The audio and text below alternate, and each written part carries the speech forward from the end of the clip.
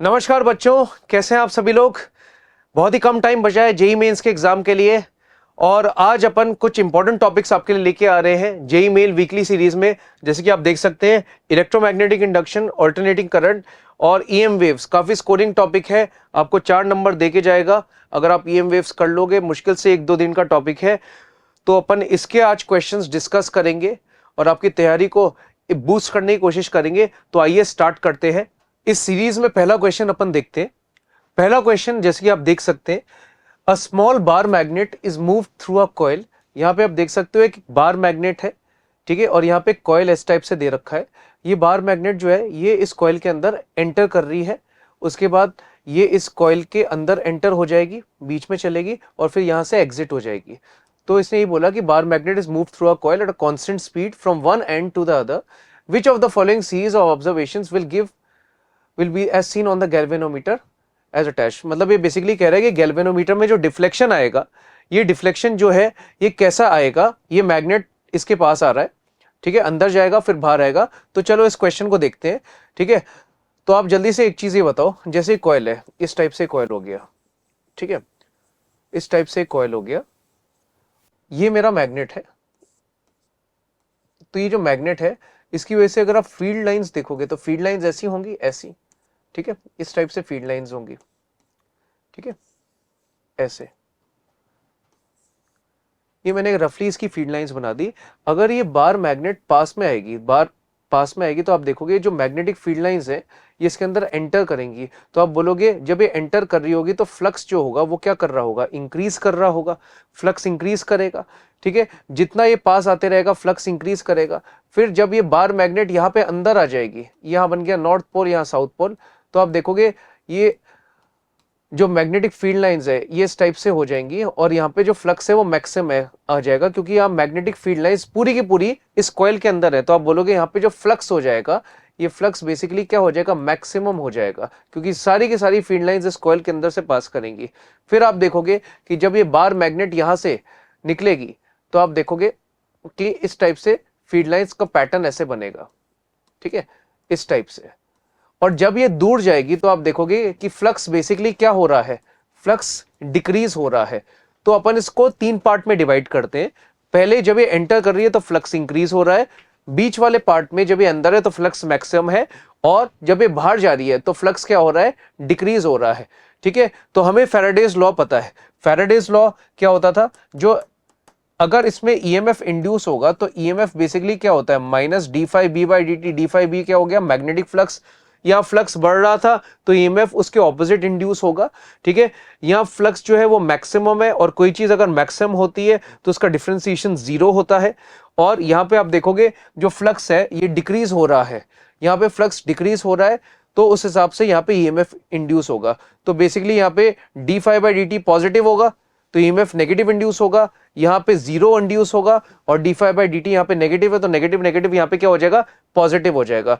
तो ये बात तो पक्की है, जो गैल्वेनोमीटर की जो डिफ्लेक्शन होगी, पहले अगर आप देखो तो पहले अगर गैल्वेनोमीटर की डिफ्लेक्शन इस डायरेक्शन में होगी तो बाद में जब ये एग्जिट करेगा तो डिफ्लेक्शन ऑपोजिट डायरेक्शन में होनी चाहिए। तो आप देख सकते हो यहाँ पे तो कोई भी डिफ्लेक्शन नहीं है तो गलत हो गया।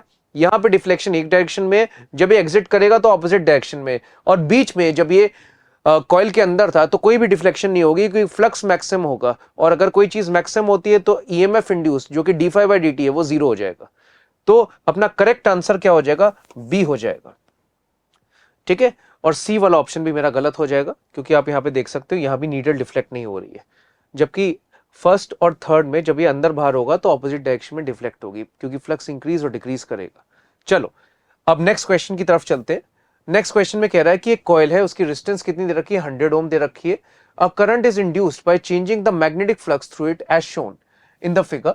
The magnetic flux through it is shown in the figure.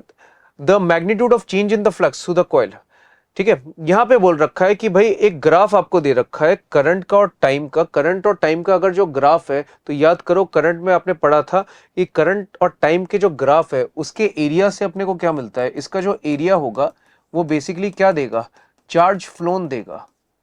क्या देगा, ये चार्ज फ्लोन दे देगा, ठीक है। तो इसके एरिया से मुझे चार्ज फ्लोन मिल सकता है। अब ये क्या बोल रहा है, magnitude of change in flux. अब याद करो एक फॉर्मूला अपन ने पढ़ा है कि जो चार्ज फ्लोन होता है, चार्ज फ्लोन किसके बराबर होता है, डेल्टा फाई बाय आर करके फॉर्मूला होता है। डेल्टा फाई को क्या बोलते हैं, इसको बोलते हैं चेंज इन, इसको चेंज इन फ्लक्स बोलते हैं। तो ये चेंज इन फ्लक्स, और यही अपन से पूछा है। तो चार्ज फ्लोन बेसिकली क्या हो जाएगा, ये तो एरिया हो जाएगा, तो इसको आप एरिया लिख सकते हो। एरिया इज इक्वल टू कितना हो जाएगा, डेल्टा फाई अपॉन आर। ठीक है, अब डेल्टा फाई मुझे निकालना है, एरिया निकाल लो फटाफट। एरिया कैसे निकालेंगे, एरिया हो जाएगा half base into height. Base कितना था, 0.5 था, और हाइट कितनी थी, हाइट अगर आप देखोगे तो हाइट 10 थी, तो ये कैंसिल कर दो, तो आंसर कितना आ जाएगा, एरिया कितना आ जाएगा भाई, 2.5 आ गया area.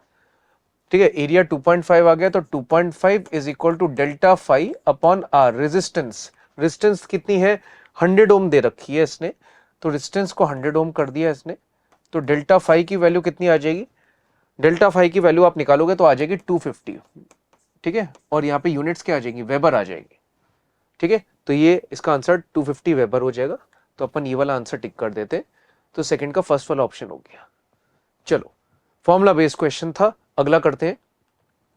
A thin circular ring of area A, कोई रिंग है अपने पास, is held perpendicular to a uniform magnetic field of induction B. A small cut is made in the ring and a galvanometer is connected across the ends as shown, such that the total resistance of the circuit is R. When the ring is suddenly squeezed to zero area, the charge flown through the galvanometer is. ठीक है, क्या कह रहा है ये कह रहा है कि इस टाइप से अपनी एक रिंग है, इसमें गैल्वेनोमीटर ऐसे लगा हुआ है। ठीक है, और यहां पे मैग्नेटिक फील्ड आप क्रॉस ले लो, क्रॉस समझते हो, जो इस प्लेन के परपेंडिकुलर हो। ठीक है, अब ये कह रहा है कि इस रिंग को, है ना, हमने स्क्वीज कर दिया, और स्क्वीज कर दिया मतलब इस टाइप से कर दिया, ये ऐसे बन गई रिंग इस टाइप से, मतलब इसका एरिया जो हो गया अप्रोक्सीमेटली 0 हो गया, इसको स्क्वीज कर दिया, पिचका दिया। तो आप यहाँ पे देखोगे, पहले यहाँ पे कुछ फ्लक्स होगा मैग्नेटिक फील्ड की वजह से, अब यहाँ पे इसका एरिया ऑलमोस्ट 0 है, तो आप बोलोगे यहाँ पे जो फ्लक्स हो गया वो कितना हो गया, 0 हो गया। पहले फ्लक्स कितना था, फ्लक्स आप निकालोगे तो पहले फ्लक्स आएगा b इंटू ए इंटू कॉस थीटा, थीटा 0 मान लेंगे तो फ्लक्स भी आ गया। बाद में फ्लक्स निकालोगे तो बाद में फ्लक्स कितना आ गया, 0। तो आप देखोगे फ्लक्स में चेंज है, और फ्लक्स में चेंज आएगा तो ईएमएफ इंड्यूस होगा, करंट फ्लो होगा, करंट फ्लो होगा तो चार्ज भी फ्लो होगा। ठीक है, तो अपन डायरेक्ट एक फॉर्मूला भी लगा सकते हैं जो अपन ने पढ़ा है, चार्ज फ्लोन। चार्ज फ्लोन का फॉर्मूला क्या होता है, चार्ज फ्लोन का फॉर्मूला होता है डेल्टा फाई बाय आर करके। डेल्टा फाई क्या हो गया, चेंज हो गया, तो चेंज कितना हो गया, बाद में आप देख सकते हो फ्लक्स 0 था और पहले कितना था, बी ए। तो अगर मैं इसका मैग्नीट्यूड देखूं तो मैग्नीट्यूड कितना हो जाएगा, बी ए, और रेजिस्टेंस कितनी थी, आर थी, तो चार्ज फ्लोन कितना हो जाएगा, बी ए अपॉन आर। तो ये जो गैल्वेनोमीटर है इसमें करंट फ्लो होगा, और क्योंकि अपन चार्ज पूछा है तो चार्ज फ्लोन कितना हो जाएगा, बी ए अपॉन आर। ठीक है, तो बी ए अपॉन आर, तो अपना आंसर सेकंड वाला हो जाएगा। ठीक है, ए बी अपॉन आर इसने दे रखा है, मतलब बी ए अपॉन आर, तो सेकंड वाला ऑप्शन मेरा करेक्ट हो जाएगा। चलो अगले क्वेश्चन की तरफ चलते हैं। अगला question, a circular coil of radius 10 centimetre, एक कॉइल था, इसका रेडियस 10 सेंटीमीटर था। It is placed in a uniform magnetic field of 3 into 10⁻⁻5 tesla. ठीक है, एक यूनिफॉर्म मैग्नेटिक फील्ड में रखा था, with its plane perpendicular to the field initially, with its plane perpendicular to the field initially. Diagram अगर हम बना के देखें तो देखो ये आपके पास एक कॉइल इस टाइप से रखा है। ठीक है, अभी कह रहा है इसका जो प्लेन है, प्लेन मतलब ये जो इसकी सरफेस है, ये मैग्नेटिक फील्ड के क्या है, परपेंडिकुलर। मैग्नेटिक फील्ड को क्रॉस मान लो, ऐसे मैग्नेटिक फील्ड को क्या मान लो, क्रॉस मान लो। ठीक है, अगर मैं आपसे पूछूं इसका एरिया वेक्टर बताओ, तो इसका एरिया वेक्टर क्या होगा, बाहर की तरफ होगा, बाहर की तरफ, और या फिर अंदर भी आप मान सकते हो, क्योंकि प्लेन के परपेंडिकुलर होता है। मैग्नेटिक फील्ड अपन कहाँ मान रहे हैं, अंदर, तो एक काम करते हैं इसका एरिया वेक्टर भी अंदर मान लेते हैं। तो इसका एरिया वेक्टर अंदर हो गया, और मैग्नेटिक फील्ड भी अंदर की तरफ थी, तो मैं यहाँ पे बोल सकता हूँ इस केस में अभी एंगल कितना बन रहा है, 0 डिग्री बन रहा है। ठीक है, तो एंगल 0 डिग्री बन रहा है।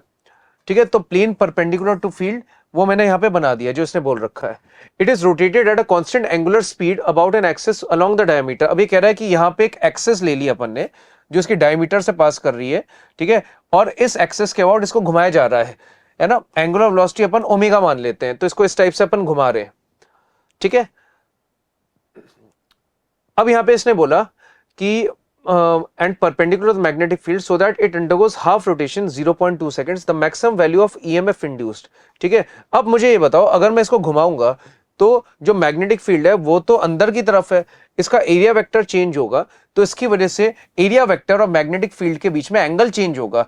तो जो फ्लक्स है, फ्लक्स का फॉर्मूला लिखते हो n टर्न्स के लिए n इंटू बी इंटू ए इंटू कॉस थीटा। अब थीटा बदल जाएगा, अब थीटा कितना होगा, अपन ने पढ़ा है ना सर्कुलर मोशन में, अगर एंगुलर वेलोसिटी ओमेगा है और टाइम टी है तो टी टाइम में कितना घूम जाएगा, ओमेगा से ओमेगा टी घूम जाएगा। जैसे अगर मैं बोलूं भाई स्पीड v है और टाइम t है, बोलूं कितना चल जाएगा टी टाइम में, स्पीड कांस्टेंट है तो बोलोगे vt। वैसे ही ओमेगा एंगुलर वेलोसिटी है, टी टाइम में कितना घूम जाएगा, कितना एंगल घूम जाएगा, ओमेगा टी। तो आप बोलोगे जो एंगल ही घूम जाएगा वो कितना हो जाएगा, ओमेगा टी हो जाएगा। तो हमारे पास जो फ्लक्स है, फ्लक्स का फॉर्मूला बन जाएगा एन बी ए कॉस ओमेगा टी, ये बन गया। ठीक है, अब आपसे क्या पूछा जा रहा है कि maximum value of EMF induce बताओ। ईएमएफ कैसे निकालते थे, याद करो, ईएमएफ होता था minus of D phi by D T. ठीक है, तो आपको इसको डिफरेंशिएट करना है। जब आप इसको डिफरेंशिएट करोगे तो ईएमएफ की वैल्यू कितनी आ जाएगी, ईएमएफ की वैल्यू बन जाएगी एन बी ए ओमेगा साइन ओमेगा टी, इस टाइप से बन जाएगा एन बी ए ओमेगा साइन ओमेगा टी। ठीक है, एन बी ए देखो कॉस का माइनस साइन हो जाएगा और माइनस यहां भी है, माइनस माइनस प्लस हो जाएगा और ओमेगा बाहर आ जाएगा। ठीक है, तो ये आपके पास बन गया। बेसिकली ये जो चीज है, ये इसको आप बोलोगे ये ई नॉट है। ई नॉट को क्या बोलते हैं, इसने बोला है कि मैक्सिमम वैल्यू ऑफ ईएमएफ, ये मैक्सिमम वैल्यू होगी किसकी, ईएमएफ की। ये मैक्सिमम वैल्यू हो जाएगी किसकी, ईएमएफ की। तो यही निकालना था आपको। तो इसकी मैक्सिमम वैल्यू हमने लिख ली, तो उसकी वैल्यू कितनी आ गई, एन बी ए ओमेगा। ठीक है, अब जो भी इसने दे रखा है उसके अकॉर्डिंग करते हैं क्वेश्चंस। क्या इसने नंबर ऑफ टर्न्स दे रखे हैं, एक सर्कुलर कॉइल दे रखा, तो नंबर ऑफ टर्न्स को अपन 1 मान लेते हैं। ठीक है, मैग्नेटिक फील्ड कितनी दे रखी है, 3 इंटू 10 टू द पावर -5, तो 3 into 10 to the power -5। Area बताओ भाई, एरिया कितना होगा, पाई आर स्क्वायर होगा, तो पाई, और रेडियस कितना था इसका, 10 सेंटीमीटर था, तो मीटर में कन्वर्ट करोगे तो कितना होगा, 0.1 इसका स्क्वायर। ओमेगा, ओमेगा कैसे निकालते हैं, देखो इसने बोला कि आधा रोटेशन करता है 0.2 सेकेंड्स में। आधा रोटेशन, आधा रोटेशन का मतलब है पाई एंगल घूम जाता है, तो ये पूरा रोटेशन कितने में करेगा, 0.4 सेकेंड्स में। टाइम पीरियड कितना हो गया, टाइम पीरियड हो गया 0.4 सेकेंड्स, ये टाइम पीरियड हो गया। ठीक है, आपको ओमेगा निकालना है। ओमेगा क्या होगा, ओमेगा की वैल्यू होती है 2 पाई बाय टी, तो कितना होगा 2 पाई अपॉन नीचे कितना आएगा 0.4, ये आ गया ओमेगा।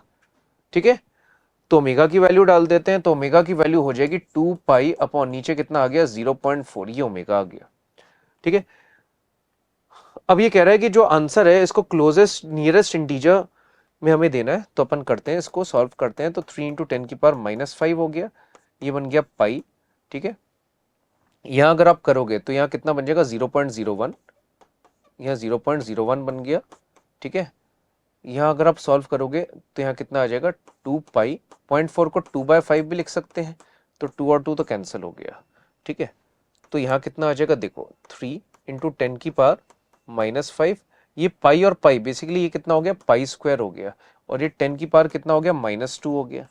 ठीक है, और यहाँ 5 भी आ जाएगा, तो आप देखोगे यहाँ कितना हो गया 15 पाई स्क्वायर, यहाँ 15 पाई स्क्वायर हो गया, और यहाँ 10 की पावर कितना हो जाएगा -7 हो गया। ठीक है, तो यहाँ कितना हो जाएगा 15 इंटू 10 टू दी पावर -6, इस टाइप से आ जाएगा, मतलब 15 माइक्रो वोल्ट ये आ जाएगा। ठीक है, तो अपना आंसर 15 के आसपास आ जाएगा, तो जो इंटीजर है वो 15 ही बनेगा, तो अपना आंसर यहाँ पे अपन 15 लिख लेंगे, 15 माइक्रो वोल्ट। ठीक है, ये आंसर आ जाएगा।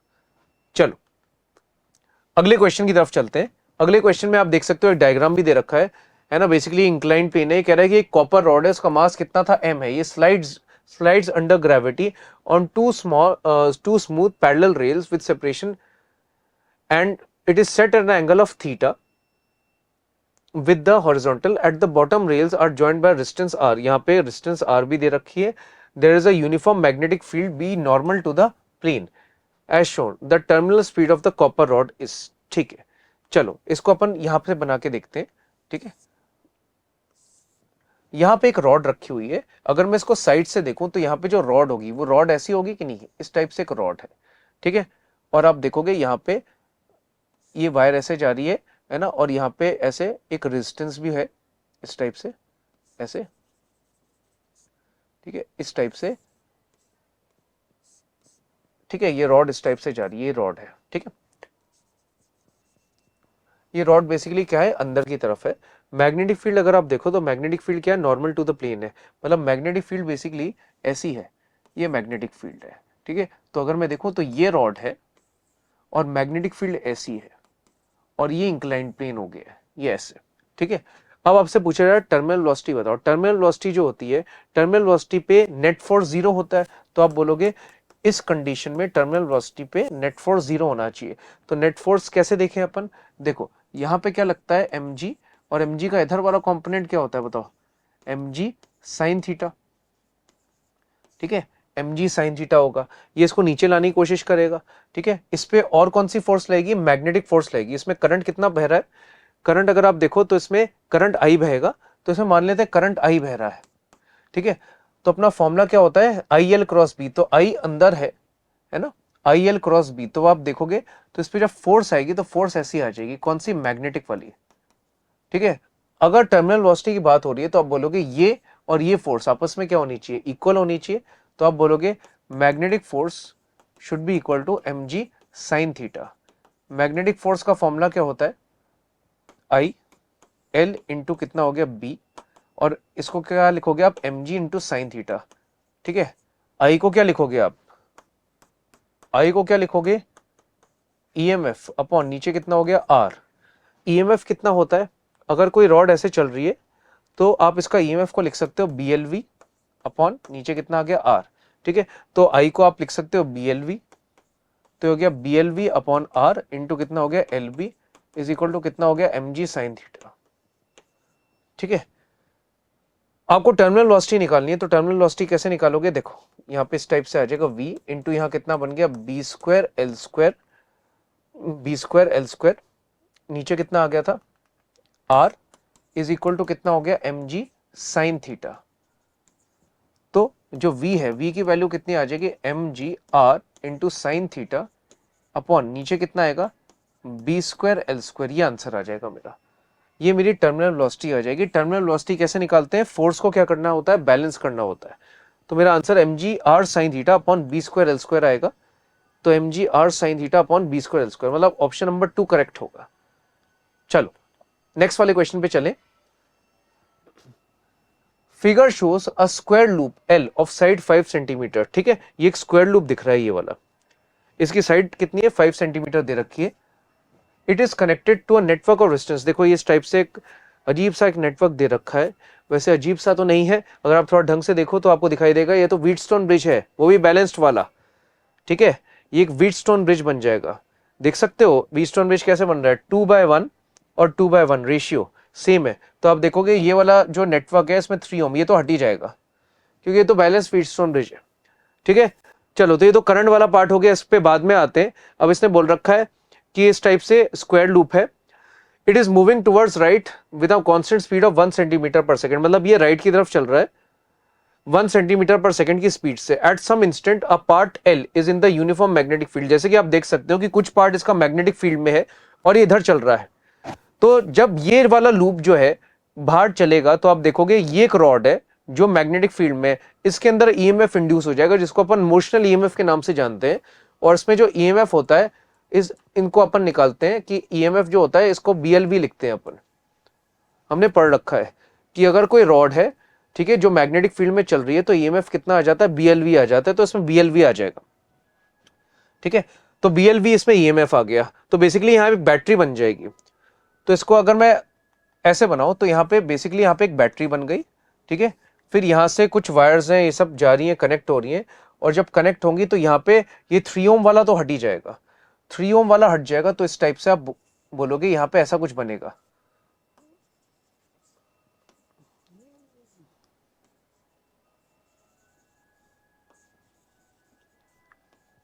ठीक है। इस टाइप से एक नेटवर्क बनेगा। यहाँ क्या बना, यहाँ 1 ओम बना, यहाँ 2 ओम बना, या 1 ओम, यहाँ 2 ओम, ठीक है, ये हो गया, ठीक है, इस टाइप से बना। अब इसका इक्विवेलेंट निकाल सकते हो, बताओ 2 और 2 का कितना हो गया, 2 और 2 का 4 हो गया, और यहाँ 1 और 1 का कितना हो गया, 2 हो गया। तो आर इक्विवेलेंट निकालो, तो आर इक्विवेलेंट कितना हो जाएगा, 4 और 2 किसमें पैरेलल में, तो 4 इंटू 2 अपॉन 4 प्लस 2, तो आर इक्विवेलेंट की वैल्यू कितनी हो गई बताओ, 4/3 ओम। तो इस पूरे का इक्विवेलेंट 4/3 ओम आ गया, ठीक है। अब इसने क्या बोल रखा है, if the resistance of L इस लूप की रेजिस्टेंस कितनी है, एल की 1.7 ओम दे रखी है, then the current in the loop at this instant will be close to. अब करंट निकालना है, करंट कैसे निकालेंगे भाई, करंट क्या होता है, ईएमएफ, ईएमएफ कितना हो गया, ई अपॉन टोटल रेजिस्टेंस।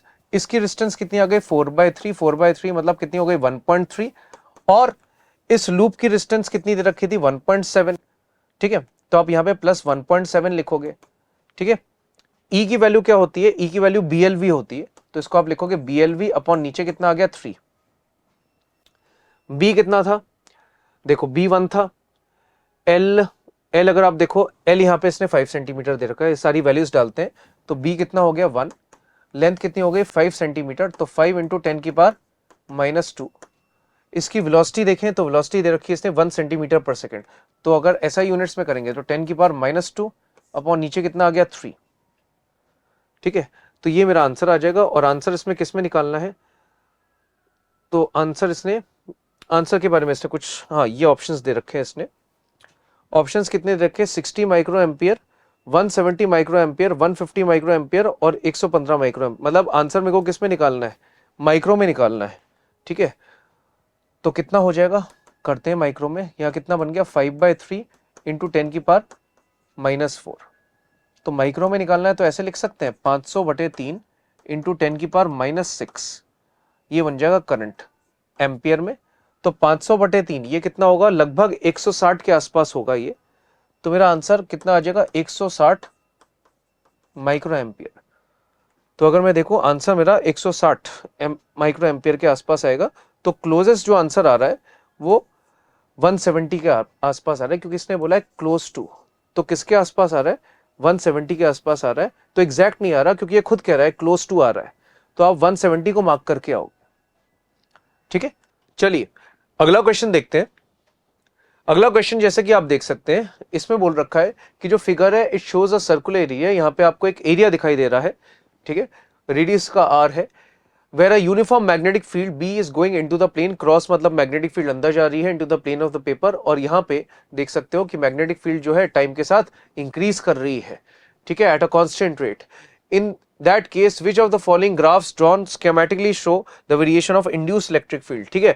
तो क्वेश्चन क्या कह रहा है, कह रहा है कि भाई ये एक एरिया था, है ना, इसमें मैग्नेटिक फील्ड जो है अंदर की तरफ है और टाइम के साथ इंक्रीज कर रही है, और यहाँ पे 4 ग्राफ्स बना रखे हैं इलेक्ट्रिक फील्ड के, इंड्यूस इलेक्ट्रिक फील्ड के, आपको बताना है कि कौन सा ग्राफ करेक्ट होगा। तो ABCD में से आइए इसको सॉल्व करते हैं, ठीक है। वैसे तो इसका फॉर्मूला अपन लोग जानते हैं, तो इसको अपन कैसे करते हैं, देखो ये आपकी एरिया हो गया, ठीक है। हमें पता है जो इंड्यूस इलेक्ट्रिक फील्ड आती है वो क्लोज लूप्स में आती है, ठीक है। तो मैग्नेटिक फील्ड जो थी वो अंदर थी, ठीक है, और बढ़ रही है, तो ये क्या करेगा, इसको अपोज करने के लिए इंड्यूस मैग्नेटिक फील्ड कहां करेगा, बाहर, तो इसकी वजह से जो इलेक्ट्रिक फील्ड है वो कर्ली इस डायरेक्शन में इंड्यूस हो जाएगी, तो इलेक्ट्रिक फील्ड जो होगी ये ऐसी आ जाएगी, ऐसी, ठीक है, ये अपन को पता है। तो इलेक्ट्रिक फील्ड का यहाँ पे डायरेक्शन ऐसा होगा, ठीक है, ये दूरी मान लेते हैं अपन R, ठीक है। तो अपन क्या करेंगे, देखो अपन ने इतना एरिया लिया है, इतने एरिया में क्या फ्लक्स लिख सकते हो, फ्लक्स कितना होगा πr², ये हो गया एरिया, और मैग्नेटिक फील्ड कितनी थी, B थी, तो ये फ्लक्स हो गया। इस फ्लक्स को अपन बोल देते हैं फाई, है ना। इस फ्लक्स को आप डिफरेंशिएट कर दो, तो डिफरेंशिएट करोगे तो कितना आएगा, ये बन गया πr² इंटू कितना बन गया, dB/dt, ऐसा कुछ बन गया, ठीक है, πr² इंटू dB/dt बन गया, है ना। EMF अगर आपको निकालना हो तो EMF कितना हो जाता है, EMF की वैल्यू हो जाती है -dφ/dt, ठीक है। तो कितना हो जाएगा -πr² इंटू dB/dt, ठीक है। और ये जो EMF है बेसिकली ये पोटेंशियल डिफरेंस भी होता है ना। तो पोटेंशियल डिफरेंस का फॉर्मूला E.dl करके भी होता है, ठीक है। तो आप इसको ऐसे लिख सकते हो, पोटेंशियल डिफरेंस का फॉर्मूला क्या होता है, E.dl, तो integration of E dot of dl ये पोटेंशियल डिफरेंस का फॉर्मूला हो गया माइनस के साथ, is equal to minus pi are square into कितना बन गया dB बाय dt। ठीक है, इलेक्ट्रिक फील्ड आपने बाहर निकाल ली, माइनस माइनस कैंसिल कर दिया, यहाँ क्या बन जाएगा dl, इस लेंथ की इंटीग्रेशन करोगे तो कितना आएगा 2 pi r is equal to pi are square into dB by dt। ठीक है, पाई और पाई हो गया कैंसल, तो जो electric field I, electric field की वैल्यू कितनी आ गई r/2 into dB by dt। ये फॉर्मूला स्टैंडर्ड फॉर्मूला है जो कि अपन को है ना क्लास में पढ़ाया भी जाता है। तो इलेक्ट्रिक फील्ड जो होगी वो इतनी होगी, है ना, r/2 dB बाई dt। मतलब ये जो इलेक्ट्रिक फील्ड होगी किसके प्रोपोर्शनल होगी, r के। तो पहला जो ग्राफ होगा वो स्ट्रेट लाइन होना चाहिए, स्ट्रेट लाइन, है ना, पासिंग थ्रू द ओरिजिन होना चाहिए। तो अगर आप देखो सारी ग्राफ्स ऐसे स्ट्रेट लाइन दिखाई दे रहे हैं। ठीक है, अगर आप r इक्वल टू आर की बात करो, ये जो केस था यहाँ पे r लेस देन r था, अगर आप r इक्वल टू आर की बात करो तो r इक्वल टू आर में r को कैपिटल R डाल दो तो इलेक्ट्रिक फील्ड कितनी बन जाएगी, r/2 into dB by dt। ठीक है, अब अपन एक काम करते हैं, बाहर वाला केस लेते हैं। ये मेरा एरिया था, इसमें मैग्नेटिक फील्ड क्या थी, क्रॉस थी। ठीक है, मैंने यहां पे क्या किया, मैंने यहां पे देखा तो इलेक्ट्रिक फील्ड जो होगी बाहर के रीजन में इस टाइप से होगी। इलेक्ट्रिक फील्ड कितनी हो गई E, है ना, बताओ ये कितना हो गया R, और ये जो रीजन है इसका रेडियस कितना हो गया, कैपिटल R। तो अब यहाँ पे डायरेक्ट लिख देता हूं मैं, E into 2 pi R is equal to कितना बन जाएगा, pi are square into dB by dt, ऐसा बन जाएगा। डायरेक्ट लिख देता हूं तो पाई पाई कैंसिल हो जाएगा, तो इलेक्ट्रिक फील्ड का फॉर्मूला हो जाएगा r square upon 2r into dB by dt। मैं यहाँ डायरेक्ट कर रहा हूँ, ये अज्यूम करके कि भाई आपने ये पढ़ रखा है। पहले केस में मैंने डेरिवेशन कर दी थी, तो इलेक्ट्रिक फील्ड जो होगी वो किसके प्रोपोर्शनल हो गई, 1/r के। तो पहले आपने देखा इलेक्ट्रिक फील्ड जो थी वो r के डायरेक्टली प्रोपोर्शनल थी, और अब यहाँ 1/r के इनवर्सली 1/r के प्रोपोर्शनल आ रही है, मतलब r के इनवर्सली प्रोपोर्शनल आ रही है। ये वाला केस कितना था, r ग्रेटर देन r। तो मेरा जो ग्राफ है पहले स्ट्रेट लाइन बनेगा, फिर रेक्टेंगुलर हाइपरबोला बनेगा, है ना। तो अगर आप देखो तो मेरा जो ग्राफ है वो इस टाइप से बन जाएगा, इलेक्ट्रिक फील्ड और r का ग्राफ इस टाइप से बन जाएगा। तो यहाँ पे अगर आप देख सकते हो, ठीक है, आपको ऑप्शंस दोनों ही सिमिलर दिख रहे हैं। ठीक है, हो सकता है कोई यहाँ पे मिस्टेक हो गई हो, तो आंसर्स दोनों ही सही होंगे। मेरा पहले स्ट्रेट लाइन फिर रेक्टेंगुलर हाइपरबोला। ठीक है, तो आप यहाँ इन दोनों को टिक कर सकते हो, ग्राफ इस टाइप का है। चलो अगले क्वेश्चन पे चलते हैं। ठीक है, एक एलआर सर्किट है, एलआर सर्किट का क्वेश्चन आ गया। LR circuit is connected to a battery of EMF V if the circuit is switched on at t equal to 0। एक एलआर सर्किट है, इसको स्विच ऑन कर दिया कब, t equal to 0, then the time at which the energy stored in the inductor reaches 1/n। Energy stored in inductor का formula बताइए जल्दी से। एनर्जी स्टोर्ड इन इंडक्टर का फॉर्मूला होता है हाफ एल आई स्क्वायर, ये फॉर्मूला होता है। ये कह रहा है कि energy stored in the inductor reaches 1/n times of its maximum value. ये चाह रहा है कि एनर्जी जो हो जाए वो कितनी हो जाए, u/n, है ना, ऑफ इट्स मैक्सिमम वैल्यू। तो ये बन जाए u मैक्सिमम बाय n। ठीक है, u maximum by n is equal to आप लिखोगे हाफ l, करंट को क्या ले लिया, I ले लिया। अगर आप चाहते हो कि एनर्जी मैक्सिमम हो जाए तो करंट भी क्या होना चाहिए, मैक्सिमम होना चाहिए। अब आपने क्या किया, आपने u मैक्स की जगह यहां पे लिख दिया, तो 1/n, u मैक्स कितना था, हाफ l I मैक्स का square is equal to half li square. ठीक है, ये और ये कैंसिल, ये और ये कैंसिल, तो आप देखोगे I की वैल्यू कितनी आ जाएगी, I मैक्स बाय √n। ठीक है, अगर हम चाहते हैं कि इंडक्टर में एनर्जी 1/n टाइम्स हो जाए मैक्सिमम वैल्यू की, जो करंट होगा उसको मैक्सिमम वैल्यू का 1/√n टाइम्स होना पड़ेगा। अब आप क्या करोगे, यहाँ पे फॉर्मूला लगाओगे। फॉर्मूला क्या होता है, I is equal to I max, है ना। यहाँ पे अगर आप फॉर्मूला देखो तो फॉर्मूला आता है 1 माइनस ई की पावर माइनस RT/L। ठीक है, ये फॉर्मूला आता है। अब आप चाह रहे हो कि करंट कितना हो जाए, I मैक्स अपॉन √n, तो I को लिख लिया I max upon √n is equal to I max 1 minus e की power minus RT/L। I max क्या हो जाएगा, कैंसिल। ठीक है, अब आपको क्या करना है, टाइम की वैल्यू निकालनी है यहाँ पे। ठीक है, देन द टाइम की वैल्यू आपको निकालनी है। ठीक है, तो अपन क्या करेंगे, देखो इसको इधर ले आते हैं, ई की power minus of RT/L is equal to 1 minus 1/√n, ये हो गया। ठीक है, तो यहाँ कितना आ गया, √n माइनस 1 अपॉन √n। ठीक है, तो e की पावर RT/L, e की पावर RT/L कितना हो गया, √n अपॉन √n माइनस 1, ऐसा कुछ हो गया। ठीक है, अब आप दोनों साइड लॉग ले लो, तो log ले लोगे तो यहाँ बन जाएगा RT/L is equal to ln of under root n upon under root of n minus 1, ऐसा बन जाएगा।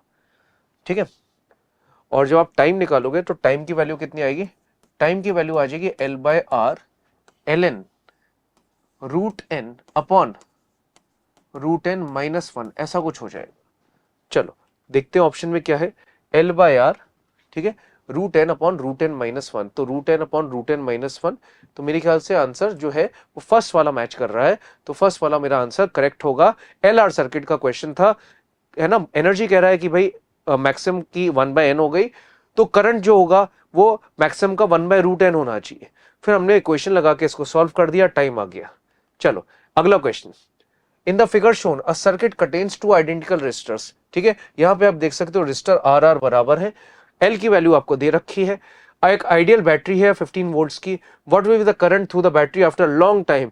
आफ्टर लॉन्ग टाइम में क्या होता है, हमने पढ़ रखा है, याद करिए, है ना, एलआर सर्किट में हमने पढ़ा था लॉन्ग टाइम में इंडक्टर जो होता है वो एक कनेक्टिंग वायर की तरह बिहेव करता है। तो ये जो सर्किट है वो आपके पास ऐसा बन जाएगा, देखिए ऐसा सर्किट बन जाएगा, जो कंडक्टर है जो इंडक्टर है उसकी जगह एक कनेक्टिंग वायर लगा दिया। ठीक है, तो बेसिकली यहां पे कनेक्टिंग वायर हो गया, यहां पे आर हो गया। ठीक है, इस टाइप से आपका सर्किट बन गया। ठीक है, दोनों रेजिस्टर बराबर थे, तो ये भी आर था और ये भी कितना था, आर था। ठीक है, और आपने क्या बोल रखा है, बैटरी कितने की थी, 15 वोल्ट्स की, 15 वोल्ट्स की बैटरी थी। अब देखो क्या पूछा है, what will be the current through the battery after long time. ठीक है, अब ये दोनों किसके अंदर है, ये दोनों कॉम्बिनेशन पैरेलल है, तो इन दोनों का कितना हो जाएगा, आर इक्विवेलेंट R/2 हो जाएगा। तो करंट कैसे निकालेंगे, करंट की वैल्यू हो गई, बैटरी की ईएमएफ कितनी थी 15, और इन दोनों का कॉम्बिनेशन कितना हो गया R/2, तो R/2 कर दो, तो करंट की वैल्यू कितनी आ जाएगी बताओ, 30/R। आर कितना था, आर की वैल्यू कितनी थी, 5 थी, तो आर की वैल्यू 5 थी, तो आप आर की वैल्यू 5 डालो, तो 30/5, तो करंट की वैल्यू कितनी आ जाएगी, 6 एम्पियर आ जाएगी। तो करंट की वैल्यू आप मार्क कर दीजिए 6 एम्पियर। ठीक है, सिंपल क्वेश्चन था, एलआर सर्किट का याद होना चाहिए कि जब टाइम बहुत ज्यादा हो तो आपका जो इंडक्टर है वो बेसिकली कनेक्टिंग वायर की तरह बिहेव करता है, दोनों पैरेलल में हो गए, अपन कर लेंगे क्वेश्चन, है ना। चलो अगला क्वेश्चन देखते हैं, अ साइनोसॉइडल वोल्टेज V की वैल्यू इतनी दे रखी है, it is applied across a pure inductor of inductance इतना, the current through the coil is. ठीक है, एक साइनोसाइडल वोल्टेज दे रखी है और यहां पे एक इंडक्टर दे रखा है। अब बच्चों याद करो, एसी में आपने पढ़ा था कि अगर आपके पास एक ऐसा सर्किट हो जिसमें सिर्फ और सिर्फ इंडक्टर हो, तो इंडक्टर में आपने पढ़ा था करंट लैग करता है और वोल्टेज लीड करता है। हमने इस टाइप से कोई फेजर डायग्राम आपने पढ़ा होगा कि अगर आप वोल्टेज को ऐसे बनाओगे तो करंट ऐसा बनेगा, करंट बेसिकली क्या कर रहा है, लैग कर रहा है, वोल्टेज आगे है। या फिर आप ऐसे भी बना सकते हो, वोल्टेज ऐसा बनेगा, ठीक है, तो करंट ऐसा बनेगा। ठीक है, ये फेजर्स होते हैं जो ऐसे घूमते हैं, इस टाइप की चीजें आपने पढ़ी होंगी। ठीक है, तो ये करंट हो गया, वोल्टेज हो गया। तो आपको यहां पे ये पता होना चाहिए कि फेज डिफरेंस वोल्टेज और करंट के बीच में 90 डिग्री का होता है, और लीड कौन करता है, वोल्टेज, करंट लैग करता है। तो देखो क्या दे रखा है इसने, वोल्टेज दे रखा है, पूछ क्या रहा है, करंट, तो करंट जो है वो लैग करेगा। ठीक है, तो कैसे करेंगे, करंट जो होगा कैसे निकालेंगे, करंट की वैल्यू होगी I is equal to I naught sine, voltage का फेज दिख रहा है, वोल्टेज का फेज कितना था, 500t था, तो इसका जो फेज होगा उससे π/2 क्या होगा, कम होगा, क्योंकि लैग करता है। अब आई नॉट निकालना है, आई नॉट को कैसे निकालते हैं, आई नॉट की वैल्यू होती थी V0/XL, ये फॉर्मूला होता था। आई नॉट की वैल्यू कितनी थी, होती थी V0/XL। V0 कितना है, V0 कितना था भाई, 100 था, तो यह 100 हो गया अपॉन XL। XL की वैल्यू क्या होती है, ओमेगा L, ओमेगा क्या होगा, ये ओमेगा था, ये ओमेगा की वैल्यू कितनी हो गई 500, और L कितना था, L की वैल्यू हो गई 0.02, तो L की वैल्यू हो गई 0.02, तो यहाँ कितना आएगा भाई 100। ठीक है, अगर आप यहाँ पे देखो 2 0 तो इधर चले गए, तो 10 आ जाएगा, तो यहाँ 10 आ गया, तो आई नॉट की वैल्यू कितनी आ गई 10। तो अपनी इक्वेशन कितनी आएगी, I is equal to I not 10 sine of 500t minus of π/2, ऐसा कुछ आएगा। ठीक है, तो अगर आप देखो यहाँ पे कुछ माइनस साइंस आने, इसको आप ये साइन, ये माइनस π/2 है ना, आप इसको उल्टा भी लिख सकते हो, तो ऐसे लिख सकते हैं, माइनस, है ना, साइन 90 माइनस थीटा कितना होता है, कॉस, ऐसा बन जाएगा। ट्रिग्नोमेट्री आपने पढ़ रखी है। आप क्या करो, इसमें माइनस कॉमन निकाल सकते हो, माइनस कॉमन निकाल दोगे तो आप देखोगे कि ये बन जाएगा उल्टा, pi by two minus 500t, मतलब 90 माइनस 500t, साइन 90 माइनस ये 90 माइनस थीटा कितना होता है, कॉस थीटा। तो यहाँ कॉस थीटा आ गया और अपना आंसर कौन सा हो जाएगा, -10 कॉस 500t, मतलब ऑप्शन मेरा सेकंड हो जाएगा। ठीक है बच्चों, चलिए अगला क्वेश्चन करते हैं। यहां पे बोल रखा है एक ऑल्टरनेटिंग वोल्टेज दे रखी है 220 साइन 100। यहां पे कुछ मिसप्रिंट लग रहा है, बेसिकली यहां पे पाई होना चाहिए, तो यहां पे पाई होगा, pi t is applied to a purely resistive load of resistance 500 ohm. The time taken for the current to rise from half of its peak value to the peak value. ठीक है, the time taken for the current to rise from half of its peak value to peak value. Current निकाल सकते हो, current और voltage same phase में रहते हैं, तो I की वैल्यू हो जाएगी V0 by R sin 100 pi T. Current निकाल लेते हैं तो करंट इतना हो जाएगा, V0 कितना था 220 अपॉन R, तो 220, तो ये बन जाएगा 220 अपॉन 500। ठीक है, या फिर आप इसको आई नॉट भी मान सकते हो, ये जो है ना इसको आप आई नॉट भी मान सकते हो, आई नॉट मान लेते हैं इसको, यहां बन जाएगा साइन ऑफ 100 पाई टी, ऐसा कुछ हो गया। अभी कह रहा है the time taken for the current to rise from half of its peak value to the peak value. ठीक है, अब हम चाहते हैं कि जो करंट है वो पीक वैल्यू के आधे से राइज होके पीक वैल्यू में पहुंच जाए। ठीक है, तो अपन एक काम करते हैं, देखो जब टाइम जीरो था तो करंट कितना होगा, जीरो होगा। देखो टाइम को जीरो डालो, साइन जीरो कितना होता है, जीरो। ठीक है, तो करंट कितना हुआ, जीरो। ठीक है, अगर करंट की वैल्यू हम चाहते हैं पीक हो जाए आई नॉट, तो इसमें टाइम निकाल सकते हो, टाइम निकाल सकते हैं कैसे, आई को लिख दिया आई नॉट, तो आई की वैल्यू क्या थी, आई की वैल्यू थी आई नॉट साइन 100 पाई इंटू कितना हो गया, इस टाइम को ले लिया मैंने T2 इज इक्वल टू कितना हो गया, आई नॉट। आई नॉट क्या हो गया, कैंसिल, मतलब ये वाला जो टर्म है बेसिकली यहाँ 1 आ जाएगा, मतलब ये वाला जो टर्म है ये बनना चाहिए 90 डिग्री के बराबर, मतलब पाई पाई कैंसिल हो गया, मतलब T2 की वैल्यू कितनी आ गई, 1/200 सेकेंड्स, ये आ गई। अब अपन क्या करेंगे, अब अपन यहाँ पे ऐसे ही कुछ करते हैं, हम चाहते हैं कि जो करंट है वो आधा हो जाए, है ना, half of the peak value, हम चाहते हैं करंट क्या हो जाए, आधा हो जाए। तो हम चाहते हैं करंट की वैल्यू जो हो जाए वो कितनी हो जाए, आई नॉट बाय टू, करंट की value I not by to हो जाए। तो करंट की जो वैल्यू है वो कितनी हो जाएगी, आई नॉट साइन 100 पाई इंटू कितना आ गया, T1 इज इक्वल टू कितना हो गया, I not by two. I not cancel हो गया। अब आप यहां देखोगे 100 पाई इंटू T1 ये किसके बराबर होगा, अगर आप देखो हाफ आ रहा है, मतलब यहाँ पाई बाय 6 आएगा, पाई पाई कैंसिल हो जाएगा, तो T1 की वैल्यू कितनी आएगी, 1/600 सेकेंड्स ये आ जाएगी। T1 की वैल्यू इतनी आ जाएगी, T2 की वैल्यू इतनी है। मतलब अब देखो ये मैंने निकाला क्या है, मैंने वो वाला टाइम निकाल लिया जब करंट है ना पीक का आधा होगा, तो वो टाइम कितना लगा, 1/600। हमने वो वाला टाइम निकाल लिया जब करंट पीक वैल्यू तक पहुंचेगा, तो कितना हो गया, 1/200, है ना। पीक वैल्यू तक जानने में इतना टाइम लगा और आधा जाने में इतना टाइम लगा, तो हाफ से पीक जाने में कितना लगेगा, पीक में इतना लग रहा है, हाफ में इतना लग रहा है, तो आप इन दोनों को माइनस कर लो, आप इन दोनों का डिफरेंस ले लो, तो जब इन दोनों का डिफरेंस लोगे तो कितना आएगा, 1/200 माइनस 1/600, है ना। और यहां पे एक चीज ध्यान दो, आपको आंसर्स मिली सेकंड में देना है, तो आप इसको 1000 से मल्टीप्लाई भी कर देंगे इंटू 1000। ठीक है, तो जब आप इसको 1000 से मल्टीप्लाई करेंगे तो या तो 5 बन जाएगा, यहां पे बन जाएगा 10/6, तो ये कितना बन जाएगा, 5 माइनस 5/3, तो यहां कितना हो जाएगा 10/3, तो 10/3 बन गया। 10/3 मतलब आंसर कितना हो गया, 3.33 मिली सेकेंड, ये आंसर आ गया, मेरा आंसर आ गया 3.33 मिली सेकेंड्स। ठीक है, तो मेरा आंसर 3.33 मिली सेकेंड्स आ गया, मतलब फोर्थ ऑप्शन करेक्ट होगा। चलिए अगले क्वेश्चन पे चलते हैं। In a AC circuit the instantaneous EMF and current are given by, ये करंट था और ये ईएमएफ था, देख सकते हो ईएमएफ ऐसा है, करंट ऐसा है, करंट का फेज देखो, ईएमएफ का फेज देखो, देख रहे हो π/4 इसमें कम आ रहा है, मतलब करंट क्या कर रहा है, लैग कर रहा है, करंट लैग कर रहा है, ईएमएफ लीड कर रहा है। तो ये सब चीजें देख के आपको पता लग जाना चाहिए भाई सर्किट जो होना चाहिए, है ना, सर्किट का नेचर कैसा होना चाहिए, करंट लैग कर रहा है मतलब नेचर शुड बी इंडक्टिव। चलो तो ये सब चीजें आपको खुद पढ़ के समझनी चाहिए, आधा आप क्वेश्चन पढ़ा करो और आधा आप अपना दिमाग भी लगाइए साथ में कि भाई क्या हो रहा है। ठीक है, तो इंडक्टिव नेचर का सर्किट होगा, अब ये बोल रहा है in one cycle of AC the average power consume by the circuit and the wattless current is. ठीक है, आप यहां पे सबसे पहले बताइए जो फाई होगा फेज डिफरेंस, फेज डिफरेंस कितना हो गया पाई बाय 4, है ना। पावर फैक्टर निकालते हैं अपन कई बार, पावर फैक्टर कितना होता है कॉस फाई होता है। कॉस फाई जो होता है वो आप निकाल सकते हो क्योंकि एंगल पाई बाय 4 था, तो जो आप निकालोगे तो कितना आएगा 1/√2 आ गया। ठीक है, अब मैं सबसे पहले देखो पावर भी निकालनी है और वॉटलेस करंट भी निकालना है। वॉटलेस करंट का फॉर्मूला काफी लोग लर्न ही नहीं करके जाते हैं, एक सिंपल सा फॉर्मूला है। अगर आपको वॉटलेस करंट निकालना है, आई वॉटलेस करंट निकालना है तो इसका फॉर्मूला होता है I R M S into sine phi. ये फॉर्मूला होता है I R M S into sine phi.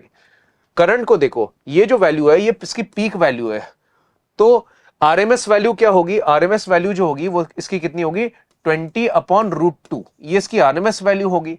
और साइन फाई एंगल था पाई बाय 4, ठीक है, तो यहां पे आप लिखोगे साइन पाई बाय 4 आएगा। पाई बाय 4 कितना होता है 1/√2, तो आप लिखोगे 20/√2 इंटू 1/√2। ठीक है, तो आपके पास वॉटलेस करंट कितना आ गया 10 एम्पियर का आ गया, फॉर्मूला बेस्ड एकदम। वॉटलेस करंट तो इतना आ गया। अब क्या कह रहा है भाई पावर बताओ, एवरेज पावर। तो एवरेज पावर का फॉर्मूला बताओ। एवरेज पावर का फॉर्मूला क्या होता था V R M S I R M S into cos phi, ये होता था। वी आर एम एस कितना होगा, देखो ये था, ये वोल्टेज थी, है ना 100, कौन सी थी ये पीक वाली थी, पीक नहीं चाहिए अपने को, कौन सी चाहिए आर एम एस चाहिए, तो आर एम एस कितनी होगी 100/√2। आई आर एम एस कितना होगा, आई आर एम एस जैसे ही हमने निकाला था यहाँ पे था 20/√2, है ना। कॉस फाई कितना हो गया 1/√2। ठीक है, तो यहाँ कितना हो गया 100 इंटू 20, यहाँ बन गया 2 और यहाँ क्या बन गया √2, तो यहाँ कितना बन गया 10, तो यहाँ बन जाएगा 1000 अपॉन नीचे कितना बन गया √2। ठीक है, तो यहाँ पे कितना बन जाएगा 1000/√2, है ना। तो ऑप्शंस अगर आप देखो तो ऑप्शंस कितने आ रहे, वी आर एम एस कितना देखा यहाँ पे 100, आई आर एम एस कितना हो जाएगा 20/√2, तो यहाँ पे आप देखोगे आंसर आ जाएगा 1000/√2। ठीक है, और वॉटलेस करंट कितना आ जाएगा 10 एम्पियर। ठीक है, तो वॉटलेस करंट 10 एम्पियर आ रहा है और 1000/√2 आ रहा है, लेकिन मुझे यहाँ पे लग रहा है कि एक जीरो यहाँ मिसिंग है, तो यहाँ पे आंसर सेकंड हो जाएगा। ठीक है, 1000/√2 आएगा और वॉटलेस करंट यहाँ पे 10 एम्पियर आएगा। ठीक है, तो इसका आंसर ये हो जाएगा। वॉटलेस करंट का फॉर्मूला आप याद रखिए और एवरेज पावर का तो आपको पता है। अगले क्वेश्चन पे चलते हैं। अगला question, in a series LR circuit the power of 400 what is dissipated from a source of 250 volts and 50 hertz. तो ये कह रहा है कि जो पावर है, पावर कितनी थी 400, वोल्टेज दे रखी है और ये फ्रीक्वेंसी दे रखी है। जब भी ऐसे सिंगल वोल्टेज दे रखी हो तो समझ जाना कौन सी वोल्टेज हो गई, आरएमएस हो गई, फ्रीक्वेंसी हो गई, पावर हो गई। पावर फैक्टर कितना हो गया 0.8, इसको भी लिख लो। In order to bring the power factor to unity, a capacitor of C should be added in series to the LR circuit, taking the value of C as इतना, then find out the value of N। चलो, तो question को explain करते हैं। कह रहा है भाई क्वेश्चन में पहले एक LR सर्किट था और पावर फैक्टर कितना था 0.8 था, तो पावर फैक्टर याद करो। पावर फैक्टर क्या होता है cos phi is equal to R/Z, तो R/Z की वैल्यू कितनी आनी चाहिए 0.8 आनी चाहिए। ठीक है, R/Z 0.8 आना चाहिए। एक तो यहां से इक्वेशन आ गई। दूसरी कह रहा है भाई पावर कितनी थी 400, तो 400 पावर थी। ठीक है, याद करो पावर का फॉर्मूला क्या होता है V R M S I R M S into कितना आता है कॉस फाई। ठीक है, तो वी आर एम एस कितना हो गया, वी आर एम एस आप देख सकते हो कितना हो गया 250, आई आर एम एस आपको पता नहीं है, कॉस फाई कितना हो गया 0.8 हो गया। ठीक है, तो आप देखोगे ये इससे मल्टीप्लाई हो जाएगा, तो आई आर एम एस जब आप निकालोगे तो आई आर एम एस की वैल्यू कितनी आ जाएगी, आई आर एम एस की वैल्यू 2 एम्पियर आ गई। आई आर एम एस पता लग गया, बताओ वी आर एम एस कितना था, वी आर एम एस की वैल्यू थी 250 volts, I R M S कितना था 2 एम्पियर। तो क्या Z निकाल सकते हो, Z की वैल्यू कितनी होगी V R M S upon I R M S, तो Z की वैल्यू आपने निकाली तो कितना आ जाएगा 250 upon I R M S 2 था, तो Z की वैल्यू कितनी हो गई 125 ओम हो गई, तो ये तो Z हो गया। ठीक है, Z मेरे पास आ गया है। अब इस इक्वेशन पे आते हैं। पावर फैक्टर कितना था 0.8 इज इक्वल टू R/Z। ठीक है, Z की वैल्यू कितनी थी 125, तो आर की वैल्यू जब आप निकालोगे तो आ जाएगा 125 इंटू 0.8, तो आर की वैल्यू कितनी आ जाएगी, 100 ओम आ जाएगी। आर की वैल्यू इतनी आ गई, ठीक है। अब अपन ऐसे लिख सकते हैं भाई z कितना था, z था 125, तो 125 की वैल्यू कितनी होगी, अंडर रूट ऑफ r का स्क्वायर प्लस एक्सएल का स्क्वायर, ठीक है। जब आप इसको स्क्वायर करोगे तो ये बन जाएगा 125 का स्क्वायर इज इक्वल टू 100 का स्क्वायर प्लस एक्सएल का स्क्वायर,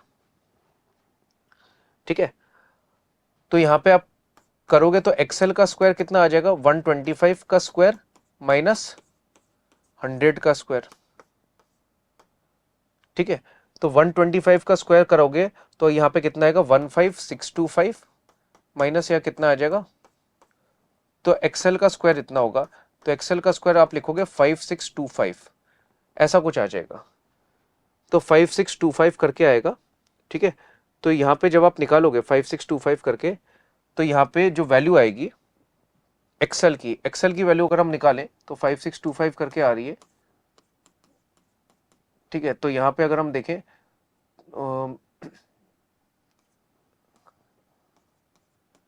यहां कितना आएगा, तो बेसिकली ये जो एक्सएल आ जाएगा, ये एक्सएल की वैल्यू 75 ओम आ जाएगी, है ना। एक्सएल की वैल्यू आपने निकाली तो कितनी आ गई, 75 ओम, क्योंकि आपने स्क्वायर रूट ले लिया, तो एक्सएल की वैल्यू कितनी आ गई, 75 ओम। तो 75 ओम आ गई, तो एक्सएल की वैल्यू इतनी आ गई। अब ये कह रहा है कि भाई कैपेसिटर लगाना है और चाह रहा है कि भाई पावर फैक्टर कितना हो जाए, 1 हो जाए। पावर फैक्टर 1 होने का मतलब है, अगर पावर फैक्टर आपका cos फाई इक्वल टू 1 होगा, ठीक है, तो इसका मतलब r बाय जेड 1 होने का मतलब है कि r की वैल्यू किसके बराबर हो गई, z के बराबर। इसका मतलब एक्सएल और एक्सी किसके बराबर होना चाहिए, इक्वल होना चाहिए। एक्सएल की वैल्यू कितनी आ गई थी, 75 इक्वल टू एक्सी, एक्सी को आप क्या लिखोगे, 1 बाय ओमेगा सी, ठीक है। अब c की वैल्यू आपको निकालनी है, ओमेगा कैसे निकालेंगे, आपको फ्रीक्वेंसी दे रखी है, फ्रीक्वेंसी कितनी थी, 50 थी, तो आप लिखोगे फ्रीक्वेंसी बेसिकली कितनी थी, 50 थी, तो आप लिखोगे 2 पाई एफ इंटू कितना आ गया, सी। अब सी की वैल्यू निकालनी है मुझे और माइक्रोफैरेड में निकालनी है। तो सी की वैल्यू जब आप निकालोगे तो इधर अपन सॉल्व करते हैं, तो सी की वैल्यू निकालेंगे तो अपन कितने आएगा, यहां पे आ जाएगा 100 पाई, ठीक है। सी ऊपर चल जाएगा और यहां कितना आ जाएगा, 75, ठीक है। और आप इसको मल्टीप्लाई करोगे 10 की पावर 6 से, क्योंकि आपको किस में चाहिए, माइक्रोफैरेड में चाहिए आंसर, ठीक है। तो कितना आएगा, सी की वैल्यू आ जाएगी, अगर आप देखोगे 10 की पावर 4 अपॉन नीचे कितना आएगा, 75 पाई इंटू माइक्रोफैरेड, यहाँ पे यूनिट आ जाएगी। अब कैसे कह रहा है कि n अपॉन 3 पाई, ठीक है, तो नीचे 3 पाई आना चाहिए, नीचे 3 पाई आना चाहिए। इसको ऐसे लिख सकते हैं अपन, 3 पाई को तो अलग से लिख लो, यहाँ पे कितना आ गया, 25 माइक्रोफैरेड। तो आप जब इससे कैंसिल करोगे तो यह बन जाएगा 400, तो सी की वैल्यू बन जाएगी 400 अपॉन 3 पाई माइक्रोफैरेड। तो आपका जो n होगा, n की वैल्यू कितनी हो जाएगी, 400। तो ये जो n है, n की वैल्यू कितनी हो जाएगी, 400, ठीक है। चलिए अगले क्वेश्चन पे चलते। अगला क्वेश्चन बच्चों दोबारा से इसी चैप्टर का है, ठीक है। यहां आप देख सकते हो जो सर्किट है, बेसिकली ये पैरेलल कॉम्बिनेशन है। पैरेलल कॉम्बिनेशन जनरली एनसीईआरटी में उधर उधर नहीं दे रखा है, लेकिन यहां भी अपन जो हमने कंसेप्ट्स पढ़े थे उसको पढ़ के अपन इस क्वेश्चन को कर सकते हैं। एक बार क्वेश्चन को अटेम्प्ट करते हैं। क्या बोल रखा है कि एक सर्किट था, इन्होंने ड्रॉ करके दे रखा है। इसने बोल रखा है कि एक एसी सोर्स था, एक एसी सोर्स है, इसका ओमेगा दे दिया है इसने, इसको अंडरलाइन कर लो भाई, ओमेगा हो गया ये, ठीक है। Assume the inductor and capacitor to be ideal, the correct choices are. अब यहाँ पे कुछ चॉइसेस दे रखी है इन्होंने और हमें बताना है कि कौन सी चॉइस करेक्ट है। The current through the circuit, कह रहा है करंट बताओ। The voltage across 100 ohm resistor, the voltage across 100 ohm resistor. तो यहाँ पे बेसिकली करंट की बात हो रही है ना, और यहाँ पे वोल्टेज की बात हो रही है, वोल्टेज कितना होगा। चलो तो करके देखते हैं। अब कैसे करेंगे, देखो सबसे पहले आपको ओमेगा दे रखा है, सबसे पहले एक काम करो, एक्सएल एक्सी ये सब निकाल के रख लो, ठीक है। ये 100 ओम था, 50 ओम था, ठीक है, ये तो ठीक है, ये तो रेजिस्टेंस हो गया। एक्सएल निकाल लो, एक्सएल कितना होगा, एक्सएल की वैल्यू कितनी होगी, सॉरी यहाँ पे एक्सएल आएगा, यहाँ एक्सी आएगा, तो एक्सी की वैल्यू कितनी होगी, 1 बाय ओमेगा सी। तो ओमेगा कितना था, ओमेगा दे रखा था इसने 100, तो एक्सी की वैल्यू जो आप निकालोगे तो कितना आएगा, 1 बाय 100। और सी कितना था, सी था 100 माइक्रोफैरेड, तो माइक्रो था तो 10 की पावर 6 हो जाएगा, ठीक है। तो जब आप निकालोगे एक्सी, तो एक्सी की वैल्यू कितनी आ जाएगी, 100 ओम आ जाएगी, ठीक है। तो इसकी एक्सी कितनी आ गई, 100 ओम। एक्सएल निकालो। एक्सएल कितना होता है, एक्सएल की वैल्यू होती है ओमेगा एल, ठीक है। ओमेगा कितना होगा 2 पाई, ओमेगा तो इसने डायरेक्ट ही दे रखा है, कितना दे रखा है इसने 100 दे रखा है, तो ओमेगा कितना हो गया, इसको आप 100 लिख लो, और एल कितना था 0.5 था, तो यहाँ कितना हो गया 50 ओम हो गया, मतलब यहाँ 100 ओम हो गया, यहाँ 50 ओम हो गया, तो ये आपने निकाल के रख लिया। अब आप देखोगे यहां से कुछ करंट फ्लो करेगा आई, और क्योंकि यहाँ पे कॉम्बिनेशन पैरेलल है तो करंट यहाँ पे I1 चले जाएगा और यहाँ करंट कौन सा चले जाएगा I2, ठीक है। अब देखो बेसिकली ये कौन सा सर्किट हो गया, आप बोलोगे ऊपर वाला जो कॉम्बिनेशन है ये RC वाला है, और नीचे वाला जो कॉम्बिनेशन है कौन सा है, LR वाला है, ठीक है। तो अब आप याद करो जो करंट होता है ना, करंट जो होता है RC सर्किट में आप देखोगे कैपेसिटर में करंट लीड करना चाहता है 90 डिग्री से, और इसमें सेम फेज में रहना चाहता है, तो ओवरऑल इसका नेचर कैपेसिटिव हो गया, तो करंट इसमें क्या करेगा, वोल्टेज से लीड करेगा, ठीक है। आप यहां पे फेज एंगल निकाल सकते हो, फेज एंगल, फेज एंगल कैसे निकालते थे बताओ, tan phi is equal to कैसे निकालते थे, XC बाय आर। XC कितना आया था, XC 100 आया था, R कितना था, ये भी 100 था, तो आप जब निकालोगे यहाँ पे फेज एंगल तो 100 बाय 100, यहाँ tan फाई ये 1 आ गया, इसका मतलब फाई 1 कितना हो गया 45 डिग्री। इसका मतलब जो करंट होगा वो इस वोल्टेज से लीड करेगा, तो यहां पे मैं ऐसे लिख देता हूं, I1 जो होगा ये लीड करेगा V कितने से 45 डिग्री से लीड करेगा। अब यहां आ जाओ, ये कौन सा सर्किट हो गया, LR सर्किट हो गया, ये तो 50 था, ये आपने निकाल लिया था इसका एक्सेल, ये भी 50 आया था, तो आप इसमें tan फाई 2 निकाल लो। tan फाई 2 कितना होगा, tan फाई 2 की वैल्यू होगी XL बाय आर, एक्सेल कितना था 50 और ये भी 50, तो 50 और 50 जब आप डिवाइड करोगे कितना हो गया 1, तो फाई 2 की वैल्यू कितनी आ गई 45। अब क्योंकि इसका नेचर LR वाला था तो हमें पता है कि जो करंट है वो लैग करता है, तो आप बोलोगे जो I2 होगा ये लैग करेगा वोल्टेज से, कितने से 45 डिग्री से। अब एक काम करो, ये जो करंट आप निकाल रहे हो इस करंट की पीक वैल्यू, या फिर एक्चुअली यहाँ पे पीक वैल्यू की बात तो करनी रहा, ये जो करंट बोल रखा है जब कुछ नहीं बोला जाता है तो आरएमएस की बात करते हैं, तो ये इसकी आरएमएस वैल्यू निकाल लो। इसकी आरएमएस वैल्यू निकाल सकते हो, आरएमएस वैल्यू कितनी हो जाएगी, I1 कितना हो जाएगा, वोल्टेज कितनी दे रखी थी इसने 20 दे रखी थी, ठीक है, तो वोल्टेज हो गई 20, ठीक है, और ये 100 था और ये भी 100 था, 100 और 100 करोगे तो कितना आएगा 100√2 आ जाएगा, तो I1 की वैल्यू कितनी आ गई, ऐसे आप निकाल सकते हो, तो कितना हो जाएगा 1/5√2 आ गया। वैसे ही I2 निकाल लो, ये जो वैल्यू आप निकाल रहे हो कौन सी निकाल रहे हो RMS, और ये कौन सी निकाल रहे हो RMS, ठीक है। वैसे ही आप I2 निकाल लो, तो I2 कितना होगा, वोल्टेज कितनी थी 20 थी, ये RMS वाली है, तो आपने 20 लिख दिया और नीचे क्या आ जाएगा 50√2, ठीक है। तो जब आप इसको सॉल्व करोगे तो कितना आएगा 2/5√2 ऐसा आ गया, ठीक है। तो ये करंट I1 आ गया, I2 आ गया, ठीक है। लेकिन इसने बोला कि करंट थ्रू द सर्किट बोल रहा है, करंट थ्रू द सर्किट मतलब ये वाला करंट आपको निकालना है, ये वाला करंट, ठीक है। अब यहाँ पे जो करंट है, ये वाला जो करंट है और ये वाला जो करंट है, आप देख सकते हो I1 जो है लीड कर रहा है वोल्टेज को और I2 लैग कर रहा है, तो अगर वोल्टेज आप ऐसे बनाओगे, ये वोल्टेज थी, तो I1 बनेगा ऐसा और I2 बनेगा ऐसा। I2 बेसिकली वोल्टेज से लैग कर रहा है तो ऐसे बनेगा, और I1 जो है लीड कर रहा है तो ऐसे बनेगा। तो अगर अपन I1 I2 पे ध्यान दें तो I1 ऐसा बनेगा और I2 ऐसा बनेगा, और इन दोनों में जो एंगल रहेगा वो 90 डिग्री का रहेगा, 90 डिग्री का। तो जब आप ये वाला करंट निकालेंगे, तो आप जब ये वाला करंट निकालेंगे तो ये वाला जो करंट होगा I1 प्लस I2 होगा, लेकिन ये दोनों सेम फेज में नहीं है, इनके बीच का फेज डिफरेंस 90 है, तो आप इन दोनों को ऐड करेंगे, और जब आप ऐड करेंगे तो इनका रिजल्टेंट आपको निकालना पड़ेगा। I1 की वैल्यू कितनी थी 1/5√2 और I2 की वैल्यू कितनी थी 2/5√2। तो जब आप इसको ऐड करेंगे तो ऐसा कुछ आएगा आंसर, ऐसा ये रिजल्टेंट आ जाएगा, इसको आप बोल दोगे I। तो I की वैल्यू कितनी हो जाएगी, √ऑफ इसका स्क्वायर 1/5√2 का स्क्वायर प्लस 2/5√2 का स्क्वायर, ठीक है। तो आपके पास I की वैल्यू कितनी आ जाएगी 5√2, तो बाहर आ जाएगा, ठीक है।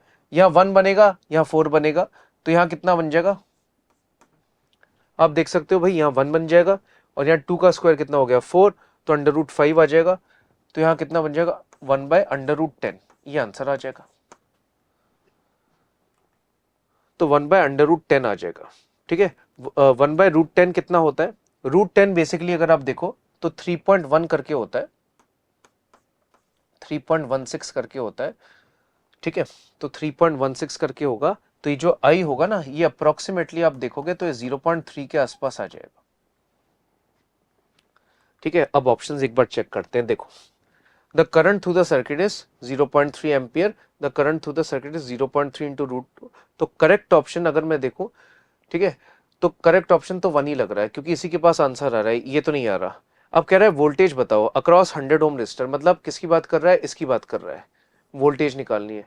ठीक है, तो वोल्टेज कैसे निकालेंगे? करंट मुझे पता है I1, ये करंट सेम जाएगा इसमें, वोल्टेज निकालनी है। ठीक है, तो वोल्टेज कैसे निकालोगे? ठीक है, वोल्टेज अक्रॉस रेजिस्टर, करंट कितना गया था? I1 गया था, ये कौन सा था? RMS वाला था, और रेजिस्टर आप ले लो R 100 वाला, तो I1 कितना था? लिख लो 1/5√2, तो इसको आप लिख सकते हो 1/5√2, और R की वैल्यू कितनी थी? R की वैल्यू आप देखोगे 100 थी, तो R की वैल्यू 100 लिख दो। ठीक है, ये और ये कैंसिल हो गया। ठीक है, तो यहाँ कितना आ गया? 20, तो आंसर कितना आएगा? 20/√2। तो जो आप सॉल्व करोगे तो आंसर कितना आ गया? 10√2 वोल्ट्स। ठीक है, चलो एक बार ऑप्शन देखें क्या कह रहा है। The voltage across 100 ohm resistor is 10√2 volt, और दूसरे में 10 कह रहा है, तो ये वाला आंसर भी करेक्ट हो जाएगा। ठीक है, तो मल्टीपल चॉइस क्वेश्चन था बच्चों, इसमें काफी कंसेप्ट्स लग रहे हैं, एसी के, एलआर भी आ गया है ना, आरसी भी आ गया, लैग लीड का कंसेप्ट भी आ गया, तो इस टाइप से आप इसको कर सकते हो, तो इसके दोनों आंसर करेक्ट हो जाएंगे। अगले क्वेश्चन पे चलते हैं। अगला क्वेश्चन अगर आप देखो तो इसमें बोल रखा है कि एक एलआर सर्किट था और ये एसी सोर्स से कनेक्टेड था, इसकी फ्रीक्वेंसी कितनी दे रखी थी? Omega. The inductive reactance is equal to 2R। ठीक है, चलो तो एक बार लिख लेते हैं क्या कह रहा है। एक एलआर सर्किट था, कह रहा है भाई इसमें एक्सएल की जो वैल्यू है वो कितनी है? 2R है, एक्सएल की वैल्यू 2R है। ठीक है, a capacitance of capacitive reactance equal to R is added in series with L and R, the ratio of the new power factor to the old one। ठीक है, पहले हम ये मान लेते हैं कि रेजिस्टेंस तो R ही होगी, ठीक है, और एक्सएल की वैल्यू कितनी थी? 2R, और पहले सर्किट था LR, बाद में C भी लगा दिया तो बाद में LCR बन जाएगा, लेकिन उसकी बात बाद में करेंगे, पहले पावर फैक्टर निकालना है। तो पावर फैक्टर क्या होता है? पावर फैक्टर होता है भाई cos phi, cos phi की वैल्यू क्या होती है? R/Z करके होती है। तो पहले जो आप पावर फैक्टर निकालोगे, तो मैं एक काम करता हूं, इसको बोलते हैं cos phi 1। ठीक है, तो कितना होगा? पहले रेजिस्टेंस R थी, Z आप निकालेंगे तो Z कितना होगा? Z का फॉर्मूला होता है √R का स्क्वायर प्लस XL का स्क्वायर। XL की वैल्यू कितनी है? 2R है, तो 2R का स्क्वायर, तो जो आप निकालोगे तो यहाँ 2 का स्क्वायर कितना हो गया? 4, तो यहाँ पे आप निकालेंगे तो इस टाइप से आ जाएगा 1/√5, ये हो गया। ठीक है, चलो अब नया वाला पावर फैक्टर निकालते हैं, इसमें कैपेसिटर भी आ गया है, कैपेसिटर आ गया तो भाई XC की वैल्यू कितनी दे रखी है? बोलो, XC की वैल्यू इसने दे रखी है इक्वल टू R। ठीक है, अब आप नया वाला पावर फैक्टर निकालोगे तो लिखोगे cos phi 2 is equal to R upon Z। Z की वैल्यू क्या होती है? याद करिए, √R का square plus XL minus XC का होल स्क्वायर। XL कितना था? XL 2R था, और XC कितना था? R था, तो आप लिखोगे 2R माइनस R का होल स्क्वायर। ठीक है, तो जो आप निकालोगे तो यहां बन जाएगा R, ठीक है, यहां बन जाएगा R स्क्वायर और R स्क्वायर, कितना हो गया? √2R, R और R कैंसिल हो गया, तो यहां कितना आ गया? 1/√2 आ गया। ये पावर फैक्टर आ गया बाद में, और पहले कितना था? पहले 1/√5 था। आपको रेशियो लेना है किसका? Ratio of the new power factor to the old one, मतलब आपको ऐसा कुछ करना है, आपको cos phi 2 upon cos phi 1 करना है। तो cos phi 2 कितना था? 1/√2 था, है ना, यहां 1 आएगा। cos phi 2 upon cos phi 1, cos phi 2 कितना था? 1/√2, और cos phi 1 कितना था? 1/√5। जो आप डिवाइड करेंगे तो 1/√5, 1 इधर जाएगा और √5 ऊपर चली जाएगा, तो आप बोलोगे यहाँ पे आंसर कितना आएगा? √5/2, ये आंसर आ जाएगा।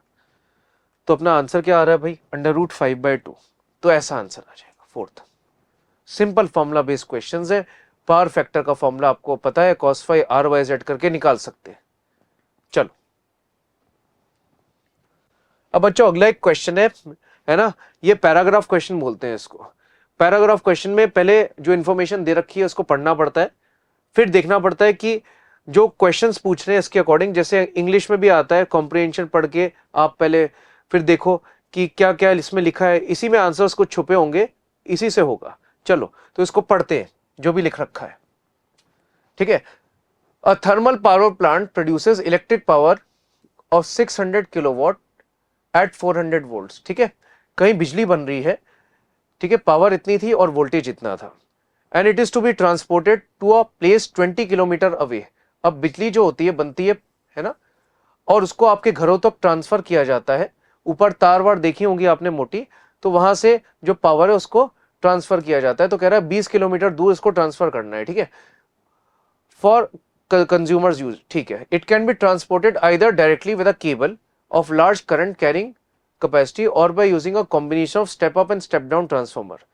ये कह रहा है कि भाई जो पावर है उसको या तो आप डायरेक्ट ट्रांसफर कर लो, या फिर उसके लिए एक चीज को लगाया जाता है, इसको बोलते हैं ट्रांसफॉर्मर, जो कि आप ऑलरेडी पढ़ चुके हो। ट्रांसफॉर्मर दो टाइप के होते हैं, एक स्टेप अप और एक स्टेप डाउन, जिसमें वोल्टेज को बढ़ाते हैं और कम भी करते हैं। तो ये आपको पता है क्या होता है।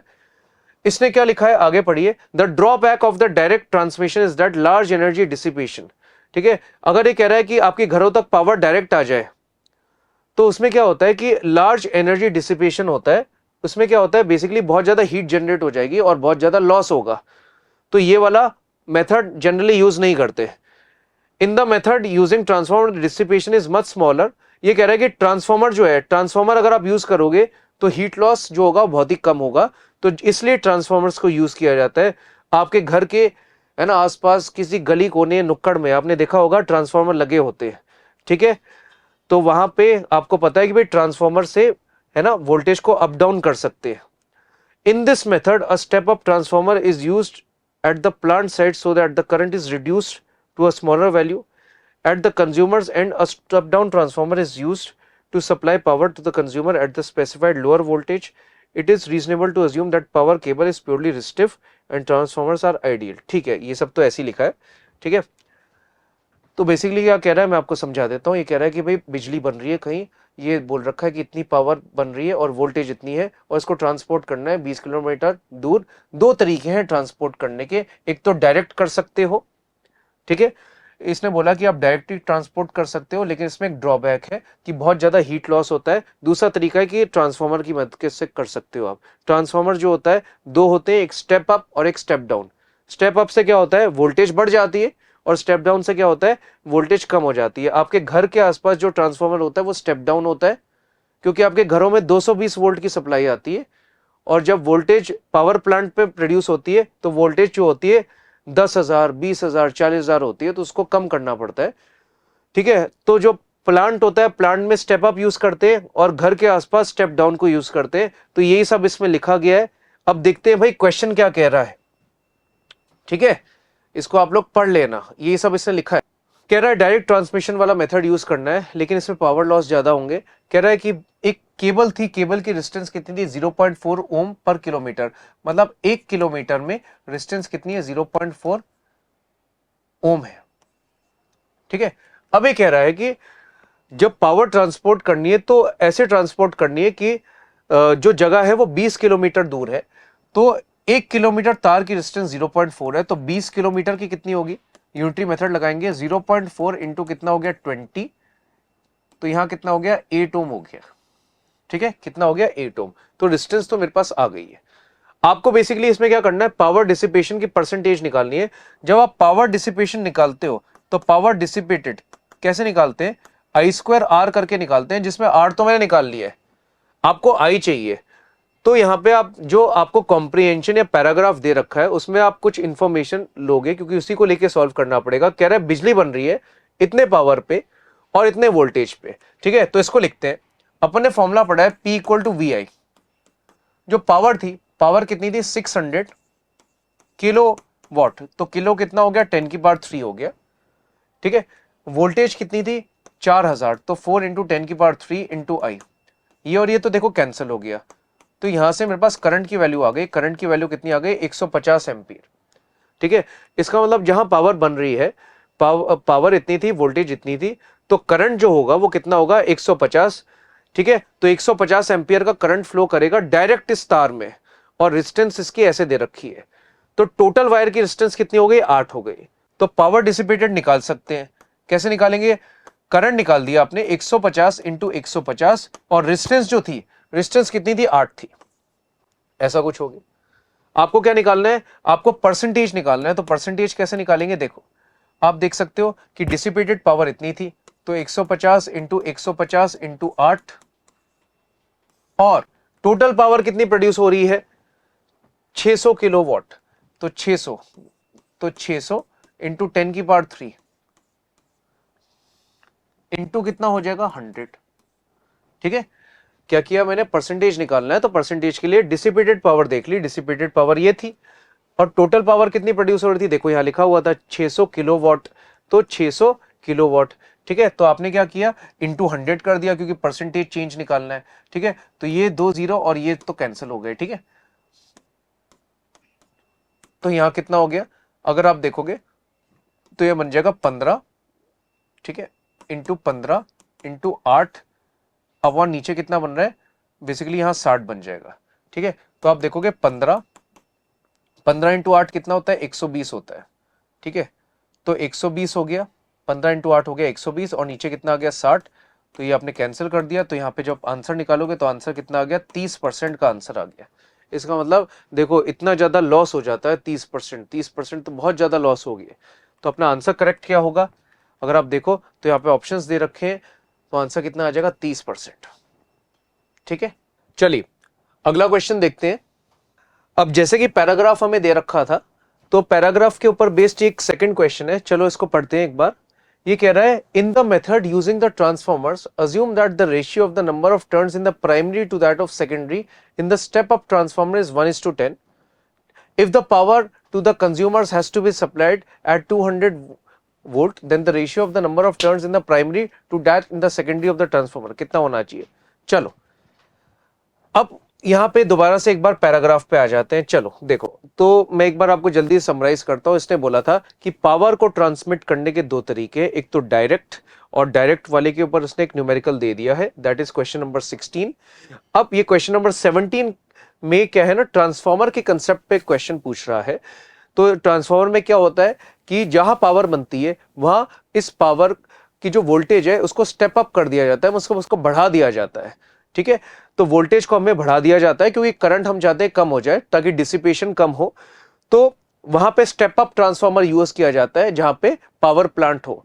उसके बाद ये पावर सप्लाई होती है थ्रू केबल्स, और उसके बाद जहां आपके गली कोने नुक्कड़ में है ना, आपने देखा होगा कि एक लोकल ट्रांसफॉर्मर होता है, उसको बोलते हैं स्टेप डाउन ट्रांसफॉर्मर। ये वोल्टेज को कम करता है और 220 या 200 के आसपास करता है, और वो आपके घरों में सप्लाई होती है। ठीक है, तो यही सब यहां लिख रखा था। तो इसी के ऊपर इसने क्वेश्चन बोला, इसने बोला कि ट्रांसफॉर्मर वाला मेथड मुझे यूज करना है। सबसे पहले पावर स्टेशन में इस वोल्टेज को स्टेप अप किया जाएगा। ठीक है, तो पावर स्टेशन में जो वोल्टेज बन रही थी वो कितने में बन रही थी, 4000 वोल्ट। ठीक है, तो इसको स्टेप अप करेंगे। तो याद करिए ट्रांसफॉर्मर हमने पढ़ा है VP by VS is equal to NP by NS. ये फॉर्मूला आपको पता होना चाहिए वरना क्वेश्चन नहीं होगा। ट्रांसफॉर्मर हमने पढ़ रखा है। ठीक है, ये किसके लिए लगा रहा हूं मैं, ये लगा रहा हूं मैं स्टेप अप के लिए। ठीक है, अब देखो जो पावर बनी, पावर कितने पे बनी, 4000 वोल्ट पे बनी। ठीक है, तो 4000 पे बनी, तो यहां 4000 लिख लो। ठीक है, नीचे Vs है ना, इसको स्टेप अप करेंगे तो भाई इसकी वोल्टेज बढ़ जाएगी, तो यहां Vs लिख दिया। ये कौन सी वाली वोल्टेज आएगी, स्टेप अप वाली। ठीक है, अब यहां पे बोल रहा है the number of turns in the primary to that was secondary in step up transformer is 1:10। ठीक है, तो 1/10 हो गया। ठीक है, तो जब आप Vs निकालोगे तो Vs की वैल्यू कितनी आ जाएगी, 40,000 वोल्ट। ठीक है, तो वोल्टेज जो होगी वो 40,000 हो जाएगी, 4000 से 40,000 हो गई, 10 गुना ज्यादा हो गई।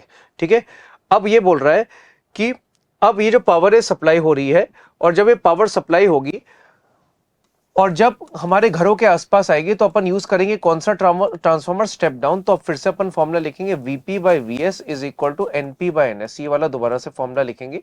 ठीक है, अब पहले 40,000 वोल्ट थी है ना वोल्टेज, और हमें चाहिए कितनी, हमें चाहिए 200 जो हमारे घरों तक आएगी। ठीक है, is equal to Np by Ns। ठीक है, Np बाय Ns की वैल्यू आपको निकालनी है, तो यहां लिखोगे Np अपॉन Ns। ठीक है, तो Np बाय Ns की वैल्यू कितनी आएगी, Np अपॉन Ns की वैल्यू कितनी आएगी, 200/1। मतलब आंसर आपका आएगा 200:1। मतलब प्राइमरी में नंबर ऑफ टर्न्स होने चाहिए 200 और सेकेंडरी में है ना 1 होने चाहिए, मतलब रेशियो 200:1 का होना चाहिए। तो मेरा आंसर कितना आ जाएगा, 200:1। ठीक है भाई, तो हुआ क्या कि भाई जहां पे आपका पावर प्लांट था वहां पे वोल्टेज को बढ़ा दिया गया, ठीक है। तो उसके बाद आपने देखा कि भाई ये पावर ट्रांसफॉर्म हो रही है, सॉरी ट्रांसपोर्ट हो रही है और घर में आ रही है, तो वोल्टेज को हमें कम करना था तो स्टेप डाउन ट्रांसफार्मर लगा दिया, ठीक है। तो दोबारा एक बार स्टेप अप के लिए लगाया, एक बार स्टेप डाउन के लिए लगाया, तो आंसर 200:1 आ गया।